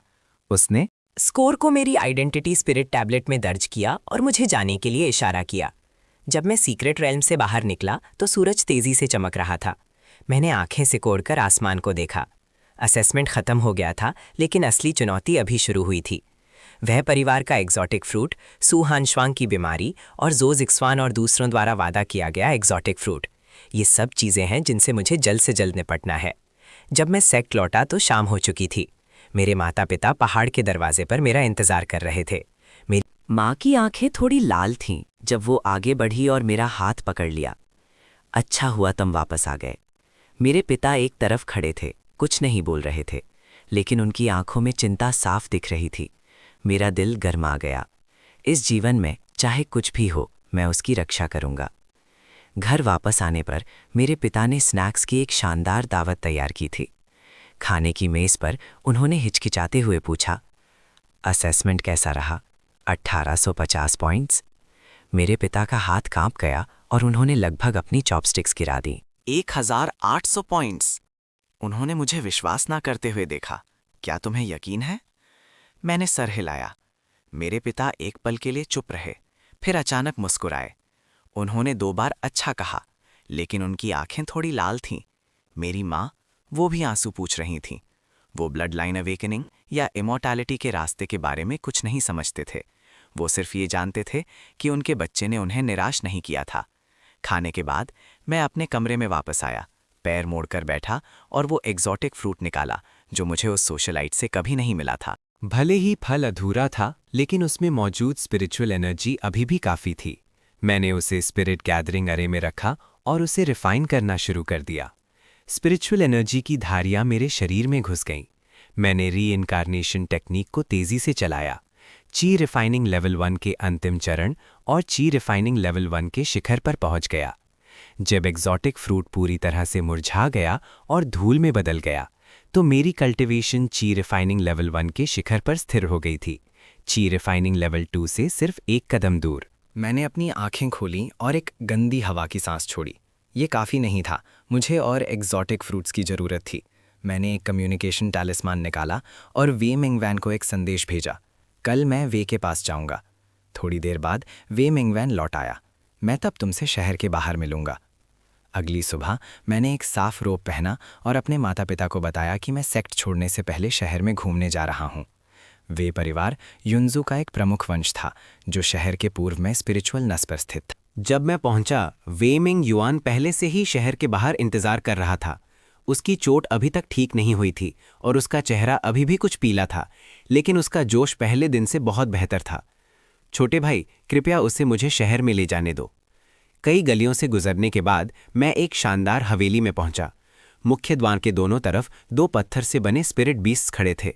द्वार के ऊपर वेई परिवार मैंशन लिखा हुआ एक पत्र लटका हुआ था, जो जोश भरे स्ट्रोकों से लिखा गया था। साफ तौर पर एक उस्ताद सुलेखक का काम। वे मिंग युआन ने मुझे सीधा हवेली में ले गया। रास्ते में मिले नौकर सब सम्मान से झुक गए। कई आंगनों से गुजरने के बाद हम एक सुंदर साइड रूम में पहुंचे। परिवार का मुखिया अंदर था। वे मिंग युआन ने दरवाज़ा खोला। कमरे के अंदर एक सुजुकी बेड पर एक दुबला पतला बूढ़ा आदमी लेटा हुआ था। उसकी सांस कमज़ोर थी, उसका चेहरा पीला था और उसकी आंतरिक ऊर्जा अव्यवस्थित थी, जो साफ तौर पर गंभीर आंतरिक चोटों का संकेत दे रही थी। मैं उसकी नब्ज जांचने के लिए पास गया। अपनी स्पिरिचुअल एनर्जी से उसके शरीर को टटोल रहा था। एक पल के ध्यान से महसूस करने के बाद मैंने अपना हाथ हटा लिया। कैसा है? वे मिंगयोन ने चिंता से पूछा। क्या इसका इलाज हो सकता है? मैंने सर हिलाया, लेकिन कुछ स्पिरिचुअल मेडिसिन की ज़रूरत पड़ेगी। वे मिंगयोन खुश हो गया। तुम्हें क्या चाहिए, बस मुझे बताओ, मैंने एक सूची बनाते हुए कहा। वे मिंगयोन ने बिना हिचकिचाए उसे देखा और तुरंत अपने नौकर को आधे घंटे से भी कम समय में ज़रूरी स्पिरिचुअल मेडिसिन तैयार करने का आदेश दिया। मैंने सबको भेज दिया। अंदर के कमरे में सिर्फ मैं और बूढ़ा आदमी रह गए। एक साउंड प्रूफ स्पिरिचुअल अरे लगाने के बाद मैंने अपना जाप शुरू किया। बूढ़े आदमी की चोट सतह पर दिखने से ज्यादा गंभीर थी। कई मेरिडियंस टूटे हुए थे और आंतरिक अंगों में असामान्यता थी। अगर कोई आम स्पिरिचुअल डॉक्टर उसका इलाज करता तो वो सिर्फ 3 से 5 महीने तक ही उसका जीवन बढ़ा सकता था, लेकिन मैं अलग था।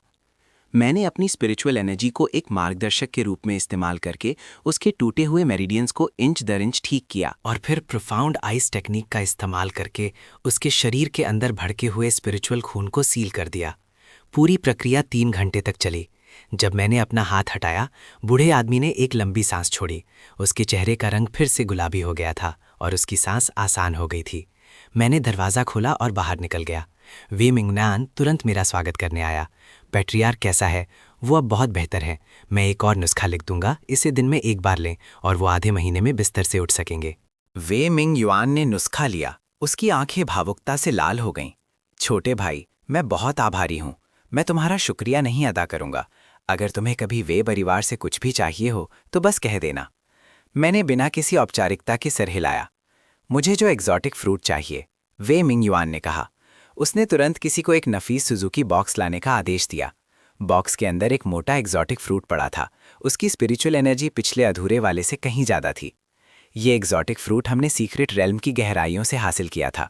वे मिंग युएन ने कहा, अगर तुम्हारी मदद ना होती पेट्रियार्क, तो हम इस एग्जॉटिक फ्रूट की रक्षा नहीं कर पाते। मैंने बॉक्स लिया और उसका धन्यवाद किया। वे मिंग युएन ने फिर कहा, एक बात है जो मुझे तुम्हें याद दिलानी है। चंद परिवार भी इस अजीब फल की तलाश में है। अगर उन्हें पता चला कि ये तुम्हारे हाथों में है तो वो शायद इसे आसानी से नहीं छोड़ेंगे। मैंने हल्का सा मुस्कुराया और कहा, कोई बात नहीं, अगर वो आते हैं तो ठीक है। वे मिंग युएन हिचकिचाया। फिर आखिर में सिर्फ आ भरी, सावधान रहना। वे निवास छोड़ने के बाद मैं अपने सेक्ट नहीं लौटा, बल्कि शहर में स्पिरिचुअल एनर्जी की दुकान पर गया। मुझे एक स्पिरिचुअल तलवार की ज़रूरत थी। आम स्पिरिचुअल तलवारें मेरे लिए ज़्यादा उपयोगी नहीं थीं। मुझे एक ऐसी तलवार चाहिए थी जो स्पिरिचुअल एनर्जी को सह सके और काफ़ी मजबूत हो। शहर की सबसे बड़ी स्पिरिचुअल एनर्जी की दुकान का नाम जूफंग पेविलियन था। दुकान चमकदार स्पिरिचुअल एनर्जी से भरी हुई थी, सबसे निचले दर्जे के आम लोहे से लेकर स्पिरिचुअल एनर्जी वाले जादुई उपकरण तक। दुकान का मालिक एक गोल चेहरे वाला अधेड़ उम्र का आदमी था, जो ग्राहकों का मुस्कुराकर स्वागत करता था। आपको कौन से हिस्से चाहिए सर? मैंने सीधा पूछा। दुकान का मालिक मुझे हिस्सों के विभाग में ले गया, जहां दर्जनों हिस्से प्रदर्शित थे, अलग अलग गुणवत्ता के। मैंने उन पर एक नज़र डाली और हल्का सा सर हिलाया। बहुत बुरा। दुकान का मालिक चौंक गया। आपको किस गुणवत्ता की चीज़ चाहिए सर? सबसे अच्छी। दुकान का मालिक एक पल के लिए सोचा और अंदर के कमरे से एक काली स्पिरिट तलवार निकाली। इस तलवार का नाम शुअन युआन है। ये गहरे समुद्र के ठंडे लोहे से बनी है और चौथे स्तर से नीचे की स्पिरिचुअल शक्ति को सह सकती है। ये मेरी दुकान का खजाना है, मेरे अपने अंदाज में बनी हुई। मैंने तलवार ली और उसमें स्पिरिचुअल शक्ति डाली। तलवार हल्की सी कांपी और एक साफ तलवार की आवाज़ निकली। बुरा नहीं है, लेकिन बस इतना ही। मैंने सर हिलाया और तलवार नीचे रख दी। क्या आपके पास कुछ बेहतर है? दुकान का मालिक परेशान दिखा। ये पहले से ही सबसे अच्छा है। मैं तेवर चढ़ाया। गहरे समुद्र का ठंडा लोहा अच्छा है, लेकिन उसमें कठोरता की कमी है और वो ज़्यादा शक्तिशाली स्पिरिचुअल शक्ति के प्रभाव को नहीं सह सकता। मुझे एक ऐसी स्पिरिट तलवार चाहिए जो मेरे कल्टीवेशन के स्तर के साथ बढ़ सके। दुकान का मालिक एक पल के लिए सोचा और अचानक उसकी आंखें चमक उठीं। सर, क्या आपने कभी रॉकेट्स के बारे में सुना है? रॉकेट्स? मुझे रुचि हुई। दुकान का मालिक ने अपनी आवाज़ धीमी की। कथा है कि तलवार बनाने वाले एक गुप्त तकनीक है, जिससे एक डीमन बीस्ट की आत्मा को एक तलवार में सील किया जा सकता है, जिसे उसे अपने आप बढ़ने की क्षमता मिलती है। ऐसी तलवार अपने मालिक के कल्टीवेशन के बढ़ने के साथ और भी शक्तिशाली हो जाएगी और शायद अपनी खुद की बुद्धि भी जागृत कर ले। मेरी आंखें चमक उठीं। ऐसी जीवित तलवार कहाँ मिल सकती है? दुकान का मालिक ने सर हिलाया। ये गुप्त तकनीक कब की खो चुकी है, लेकिन मैंने सुना है कि सुनसान इलाके की गहराइयों में एक प्राचीन खंडहर है, जहां जीवित तलवारें बनाने की विधि शायद अभी भी मौजूद हो। सुनसान इलाका, मैंने सोचा। ये एक खतरनाक जगह है जहां डीमन बीस्ट्स भरे हुए हैं, लेकिन यहीं अनगिनत दुर्लभ और कीमती सामग्री का स्रोत भी है। अगर मैं सच में जीवित तलवारें बनाने की विधि ढूंढ सका तो ये यात्रा बेकार नहीं जाएगी। मैंने दुकान के मालिक का धन्यवाद किया और चला गया। जब मैं सेक्ट लौटा तो शाम हो चुकी थी। सू हनश्वांग सेक्ट के दरवाजे पर मेरा इंतजार कर रही थी। मुझे लौटते देख मैंने उसे सलाम किया। तुम कहाँ थे? मैं कब से तुम्हें ढूंढ रही हूँ। उसने हल्का सा एक भौहें उठाई। उसने आंखें घुमाई। तुमने वादा किया था, क्या तुम भूल गए? मेरे दादा की बीमारी। मुझे अचानक याद आया, कल मैं आज थोड़ा थका हुआ हूं। सू हनस्वांग ने मुझे कुछ देर देखा। तुम्हारा रंग सच में अच्छा नहीं है। मैं कल दोपहर तुमसे मिलने आऊंगी। इतना कहकर वो मुड़ा और चला गया। कुछ कदम चलने के बाद वो फिर से मुड़ा। भूलना मत। मैंने हाथ हिलाकर इशारा किया कि मैं समझ गया। अपने कमरे में वापस आकर मैंने एक्सोटिक फ्रूट निकाला और उसे रिफाइन करना शुरू कर दिया। वे परिवार द्वारा दिया गया एक्सोटिक फ्रूट बेहतरीन गुणवत्ता का था, जिसमें पिछले वाले से कहीं ज्यादा स्पिरिचुअल एनर्जी थी। मैंने स्पिरिट गैदरिंग अरे में रखा और वन थॉट रीइंकार्नेशन टेक्निक को पूरी तरह से सक्रिय कर दिया। स्पिरिचुअल एनर्जी एक ज्वार की तरह मेरे शरीर में घुस गई। की रिफाइनिंग के पहले लेवल का बॉटलनेक ढीला होने लगा। मैंने दांत पीसे और आगे बढ़ता रहा। समय धीरे धीरे गुजरता गया। पता नहीं कितना समय बीत गया जब मेरे शरीर से एक साफ आवाज आई। बॉटलनेक टूट गया। मैं की रिफाइनिंग के दूसरे लेवल तक पहुंच गया। मैंने अपनी आंखें खोलीं। मेरी आंखों में सुनहरी रोशनी चमकी। मेरे शरीर में स्पिरिचुअल पावर पहले से कई गुना मोटी थी। मैंने आखिरकार ये कदम उठा लिया। मैंने अपनी मुट्ठी बंद की और महसूस किया कि मेरे शरीर में बढ़ती हुई शक्ति अभी भी काफ़ी नहीं थी, बहुत दूर तक काफ़ी नहीं थी। हेवनली डीमन के उतरने में अभी 3 साल से भी कम समय बाकी है। मुझे इस समय में अपनी कल्टीवेशन को जितना हो सके सुधारना होगा। कम से कम नेसेंट सोल स्टेज तक ब्रेक थ्रू करना होगा। ये सब के लिए बहुत बड़ी मात्रा में स्पिरिचुअल जड़ी बूटियाँ और अवसर चाहिए। मैंने अपने आप से कहा, शायद मुझे वहाँ जाना चाहिए। अगले दिन दोपहर सू हानश्वांग समय पर मेरे दरवाजे पर प्रकट हुई। आज उसने हल्का नीला ड्रेस पहना था। उसके लंबे बाल उसके कंधों पर बह रहे थे। वो कम वीर और ज्यादा कोमल लग रही थी। मैंने उस पर एक नज़र डाली। चलो, उसका मामा शहर में एक शांत आंगन में रहता था। आंगन स्पिरिचुअल बास से भरा था। हवा बांस के पत्तों को सरसरा रही थी। सू हनश्वांग का मामा एक पतला बूढ़ा आदमी था, जिसका चेहरा दयालु था, लेकिन उसका रंग पीला था और उसकी सांस कमजोर थी। वो आंगन में एक बेंट की कुर्सी पर बैठा था। जब उसने हमें अंदर आते देखा, उसने मुस्कुराकर हाथ हिलाया। श्वांगर आ गई।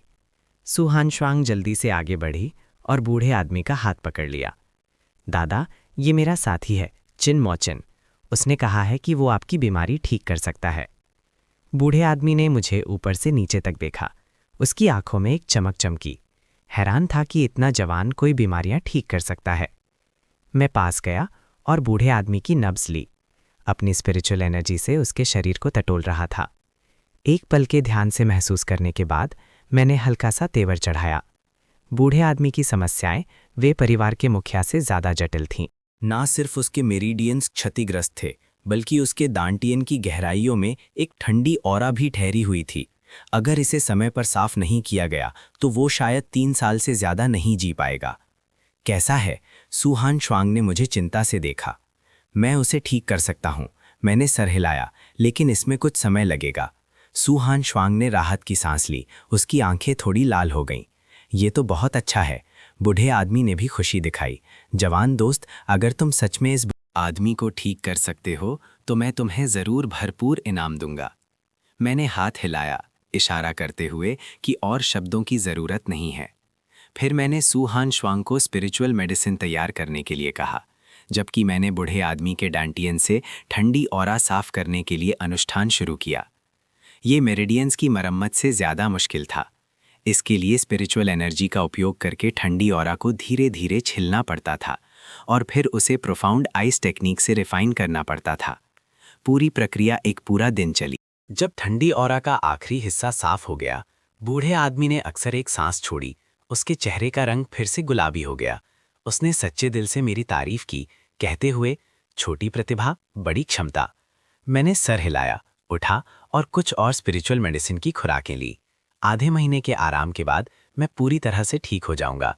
सू हानश्वांग ने मुझे आंगन तक छोड़ दिया। वो चांदनी में खड़ा था, उसकी आंखें कृतज्ञता से भरी हुई थीं। किनमोचन, धन्यवाद। मैं मुस्कुराया। धन्यवाद करने की जरूरत नहीं है, तुमने मुझसे मदद मांगी। मैं एक उचित सौदे के साथ तुम्हारी मदद करूंगा। सू हनश्वांग ने अपने होंठ चबाए।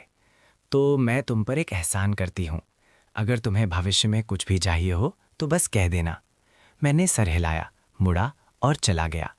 कुछ कदम चलने के बाद उसने अचानक मुझे बुलाया। किनमोचन वापस मुड़ा। वो चांदनी में खड़ा था, बोलने में हिचकिचा रहा था, लेकिन आखिर में सिर्फ इतना ही कहा, रास्ते में सावधान रहना।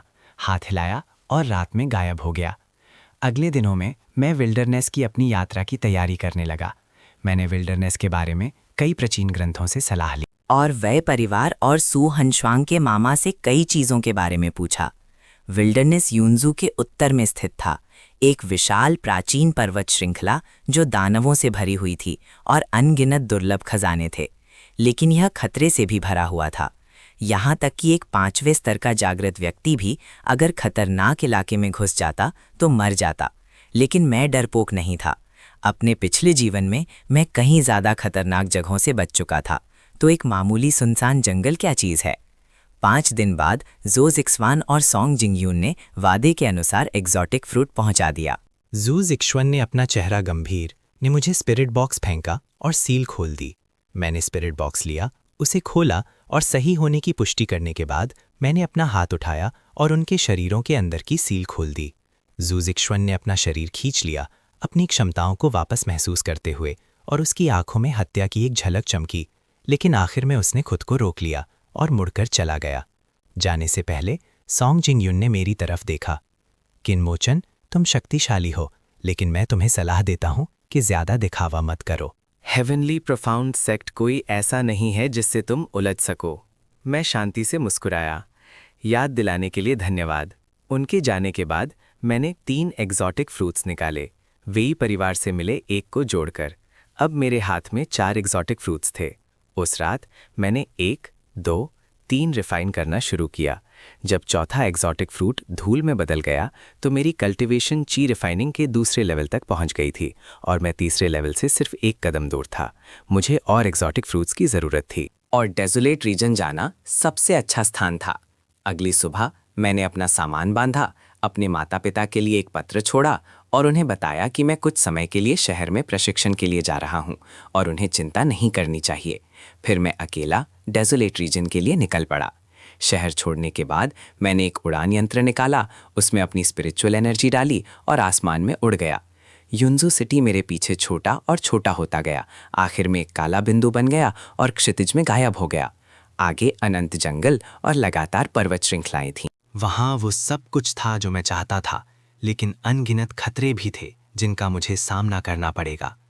फिर भी मैं निडर था, क्योंकि मैं जानता था कि सिर्फ लगातार मजबूत होकर ही मैं उन लोगों की रक्षा कर सकता हूँ जिन्हें मैं बचाना चाहता हूँ, और सिर्फ सबसे ऊंचे स्थान पर खड़े होकर ही मैं अपनी नियति को बदल सकता हूँ। जंगल, मैं आ गया था। पूरे दिन उड़ने के बाद मैं आखिरकार जंगल के बाहरी किनारे तक पहुंचा। यहाँ कम ही आपेखे और हवा स्पिरिचुअल जड़ी बूटियों और डिमोनिक बीस्ट्स की गंध से भरी हुई थी। मैं यंत्र से कूदा। एक पहाड़ी के शिखर पर उतरकर मैंने अनंत प्राचीन पहाड़ों को देखा। प्राचीन पेड़ आसमान तक पहुंच रहे थे, बेलें झाड़ों की तरह थीं। कभी कभी एक विशाल डेमोनिक बीस्ट जंगल से होकर गुजरता था, जिससे हवा का एक झोंका उठता था। मैंने एक गहरी सांस ली। समृद्ध स्पिरिचुअल एनर्जी ने मुझे ताजगी दी। ये सुनसान इलाका सच में अपनी प्रतिष्ठा के अनुसार था। यहाँ तक कि बाहरी घेरे में भी स्पिरिचुअल एनर्जी की सघनता युन्जू सिटी से कहीं ज्यादा थी। अगर मैं और गहरा जा सकता और स्पिरिचुअल नसों का संगम ढूंढ सकता, मेरी कल्टीवेशन की स्पीड जरूर दुगनी हो जाएगी। मैंने अपना रास्ता ढूंढने के लिए एक नक्शा निकाला। वी मिंग्युआन द्वारा दी गई जानकारी के अनुसार सुनसान इलाके के गहराई में एक प्राचीन खंडहर था, जिसे 10,000 साल पहले के एक कल्टीवेशन सेक्ट के अवशेष कहा जाता था। शायद जिंदा तलवारें बनाने का तरीका अभी भी वहां मौजूद हो, या उससे भी ज्यादा कीमती चीजें। मैंने नक्शा रखा, अपनी मूवमेंट टेक्निक का इस्तेमाल किया और सुनसान इलाके की गहराई की तरफ तेजी से बढ़ा। हालांकि ची रिफाइनिंग के दूसरे लेवल पर मेरी कल्टीवेशन ज्यादा नहीं थी। वन थॉट रीइंकार्नेशन टेक्निक और प्रोफाउंड आइस टेक्निक के साथ आम 3rd ईयर डिमोनिक बीस्ट्स मेरे सामने कुछ भी नहीं थे। सुनसान इलाके में 10 मील अंदर जाने के बाद डिमोनिक बीस्ट्स की संख्या काफ़ी बढ़ गई। मैंने कई बेवकूफ़ 1st और 2nd ईयर डिमोनिक बीस्ट्स को मारा, उनके डिमोनिक कोर्स लिए और आगे बढ़ता रहा। रात होने पर मुझे एक गुफा मिली, एक स्पिरिट अरे लगाया और पैर मोड़कर आराम किया। आधी रात में सुनसान इलाके में डिमोनिक बीस्ट्स की दहाड़ें गूंज रही थीं। और दूर से एक कान फाड़ने वाली दहाड़ भी आई, कम से कम एक 5th टीयर डिमोनिक बीस्ट की औरा। मैंने अपनी आंखें बंद कीं, अपना ध्यान लगाया और बिना हिले बैठा रहा। मेरे पिछले अनुभव ने मुझे बताया था कि सुनसान इलाके में ज्यादा उत्सुकता मेरी मौत का कारण बनेगी। अगली सुबह मैं इलाके में और गहराई तक बढ़ता रहा। दोपहर के आसपास मैं एक झरने के पास आराम कर रहा था जब अचानक मुझे आगे लड़ाई का एहसास हुआ। मैंने अपनी औरा छुपाई और चुपचाप आगे बढ़ा। मैंने 5 लोगों को झरने के नीचे एक खुली जगह पर 4th टीयर डिमोनिक बीस्ट से लड़ते हुए देखा। वो जानवर एक विशाल, बेहद मजबूत आर्मर्ड ड्रैगन लिजर्ड था जो स्केल से ढका हुआ था। 5 अवेकन्ड लोगों का तालमेल अच्छा था, लेकिन वो साफ तौर पर कमजोर पड़ रहे थे। हवा की दिशा में उनमें से एक पहले से ही घायल था, उसके कपड़े खून से सने थे। मैंने रास्ता बदलने का सोचा, लेकिन मेरी नज़र अचानक उनमें से एक की कमर पर लटकते स्पिरिट कोर्स पर गई। उन स्पिरिट कोर्स से निकलने वाली ऑरा बिल्कुल एग्जॉटिक फ्रूट्स जैसी ही थी और वहां एक से ज्यादा थे। मैं रुका और अंधेरे से देखने लगा। 5 लोग साफ तौर पर अब ज्यादा देर तक नहीं टिक सकते थे। एक्सप्लोडिंग आर्मर ड्रैगन क्रीक ने एक को अपने पंजे से दूर फेंक दिया और दूसरे को अपनी पूंछ से झरने में गिरा दिया। बाकी 3 लोगों के चेहरे का रंग उड़ गया और वो मुड़कर भागे। एक्सप्लोडिंग आर्मर ड्रैगन क्रीक दहाड़ा और उनके पीछे भागा। इस मौके का फायदा उठाते हुए मैं घायल और गिरे हुए आदमी के पास तेजी से गया। उस आदमी ने मुझे डर से देखा। तुम कौन हो? मैंने जवाब नहीं दिया, बल्कि बस उसकी कमर से स्पिरिट बॉक्स लिया और उसे खोला। अंदर 3 एग्जॉटिक फ्रूट्स थे जो स्पिरिचुअल एनर्जी से भरे थे और बेहतरीन क्वालिटी के थे। ये है। तुम्हारे आदमी ने हाँ में सिर हिलाया और फिर ना में सिर हिलाया। हमने तुम्हें खंडहरों में ढूंढा। वो अपनी बात पूरी करने से पहले ही बेहोश हो गया। मैंने स्पिरिट बॉक्स रख दिया और उसका स्टोरेज बैग चेक किया। उसके अंदर कई डीमन कोर्स और कुछ स्पिरिचुअल हर्ब्स थे। बुरा नहीं। मैं जाने के लिए उठा जब अचानक मेरे पीछे से एक दहाड़ आई। आर्मर्ड ड्रैगन स्ट्रीम वापस आ गया था। मेरे हाथ में स्पिरिट बॉक्स देखकर उसकी आंखें खून की तरह लाल हो गईं। 4th टियर डीमन बीस्ट में थोड़ी समझ होती है और उन्हें साफ पता होता है कि स्पिरिट बॉक्स में क्या है। मैंने ठंडी सांस ली। मैं लड़ना नहीं चाहता था। आर्मर ड्रैगन लिजर्ड ने अपना खून से लाल मुंह खोला और मुझ पर झपटा। मैं तेजी से हिला और झपटा। उसी समय मैंने अपनी स्पिरिट सोर्ड निकाली, ब्लेड में स्पिरिचुअल पावर डाली और 3 फुट लंबा रोशनी का ब्लेड निकाला। मैंने 7 स्टार स्टेप का इस्तेमाल करके तुरंत आर्मर ड्रैगन स्ट्रीम के पास प्रकट हुआ। ब्लेड ने उसकी गर्दन के स्केल्स के बीच की जगह को काट दिया। जिस स्पिरिचुअल खून बहने लगा। आर्मर ड्रैगन दर्द से दहाड़ा और अपनी पूंछ से वार करने लगा। मैं बचने के लिए उछला, हवा में पलटी खाई और एक और ब्लेड से उसके सर पर वार किया। आर्मर ड्रैगन इन 2 हमलों से चक्कर खा गया और बचने के लिए मुड़ा। मैं उसे कैसे जाने दे सकता था? मैंने अपनी स्पिरिचुअल पावर को एक्टिवेट किया और इल्यूजनरी स्पिरिट ब्लेड टेक्निक का इस्तेमाल किया। तुरंत तेज बारिश की तरह दर्जनों ब्लेड बीम्स निकाली, जिसने खूंखार ड्रैगन की सांस को घेर लिया। उसने कुछ देर संघर्ष किया और आखिरकार एक जोर की आवाज के साथ जमीन पर गिर गया। मैंने डीमन को ओर लिया और जल्दी से वहां से निकल गया। एक सुनसान गुफा ढूंढी और एक स्पिरिचुअल ऑल्टर लगाया। मैंने 3 एग्जॉटिक फ्रूट्स निकाले और 1, 2, 3 को रिफाइन करना शुरू किया। जब आखिरी एग्जॉटिक फ्रूट की स्पिरिचुअल एनर्जी पूरी तरह से एब्जॉर्ब हो गई, मेरी कल्टिवेशन आखिरकार ची रिफाइनिंग के तीसरे लेवल तक पहुंच गई। मेरे शरीर के अंदर की स्पिरिचुअल पावर पहले से कई गुना मजबूत थी। हालांकि ची रिफाइनिंग का तीसरा लेवल अभी भी ऊंचा नहीं माना जाता था, लेकिन मैं सुनसान इलाके के बाहरी हिस्से मैंने अपनी आंखें खोलीं और एक पुरानी हवा की मैं खंडहरों से गुजरा। मैंने हवा में बची हुई स्पिरिचुअल एनर्जी को महसूस किया। हालांकि 10,000 साल बीत चुके थे, फिर भी यहाँ स्पिरिचुअल वेन्स बची हुई थी, जो दिखाता था कि उस समय सेक्ट की नींव कितनी मजबूत थी। मैं गहरा और गहरा जाता गया और रास्ते में मुझे कई कंकाल मिले। उनके कपड़ों को देखकर लग रहा था कि वो अवेकेंड एडवेंचरर्स थे। उनके पास अभी भी स्टोरेज बैग्स और स्पिरिचुअल एनर्जी थी, जिसे मैंने आराम से इकट्ठा कर लिया। एक गिरे हुए हॉल में आखिरकार मुझे मेरा लक्ष्य मिल गया।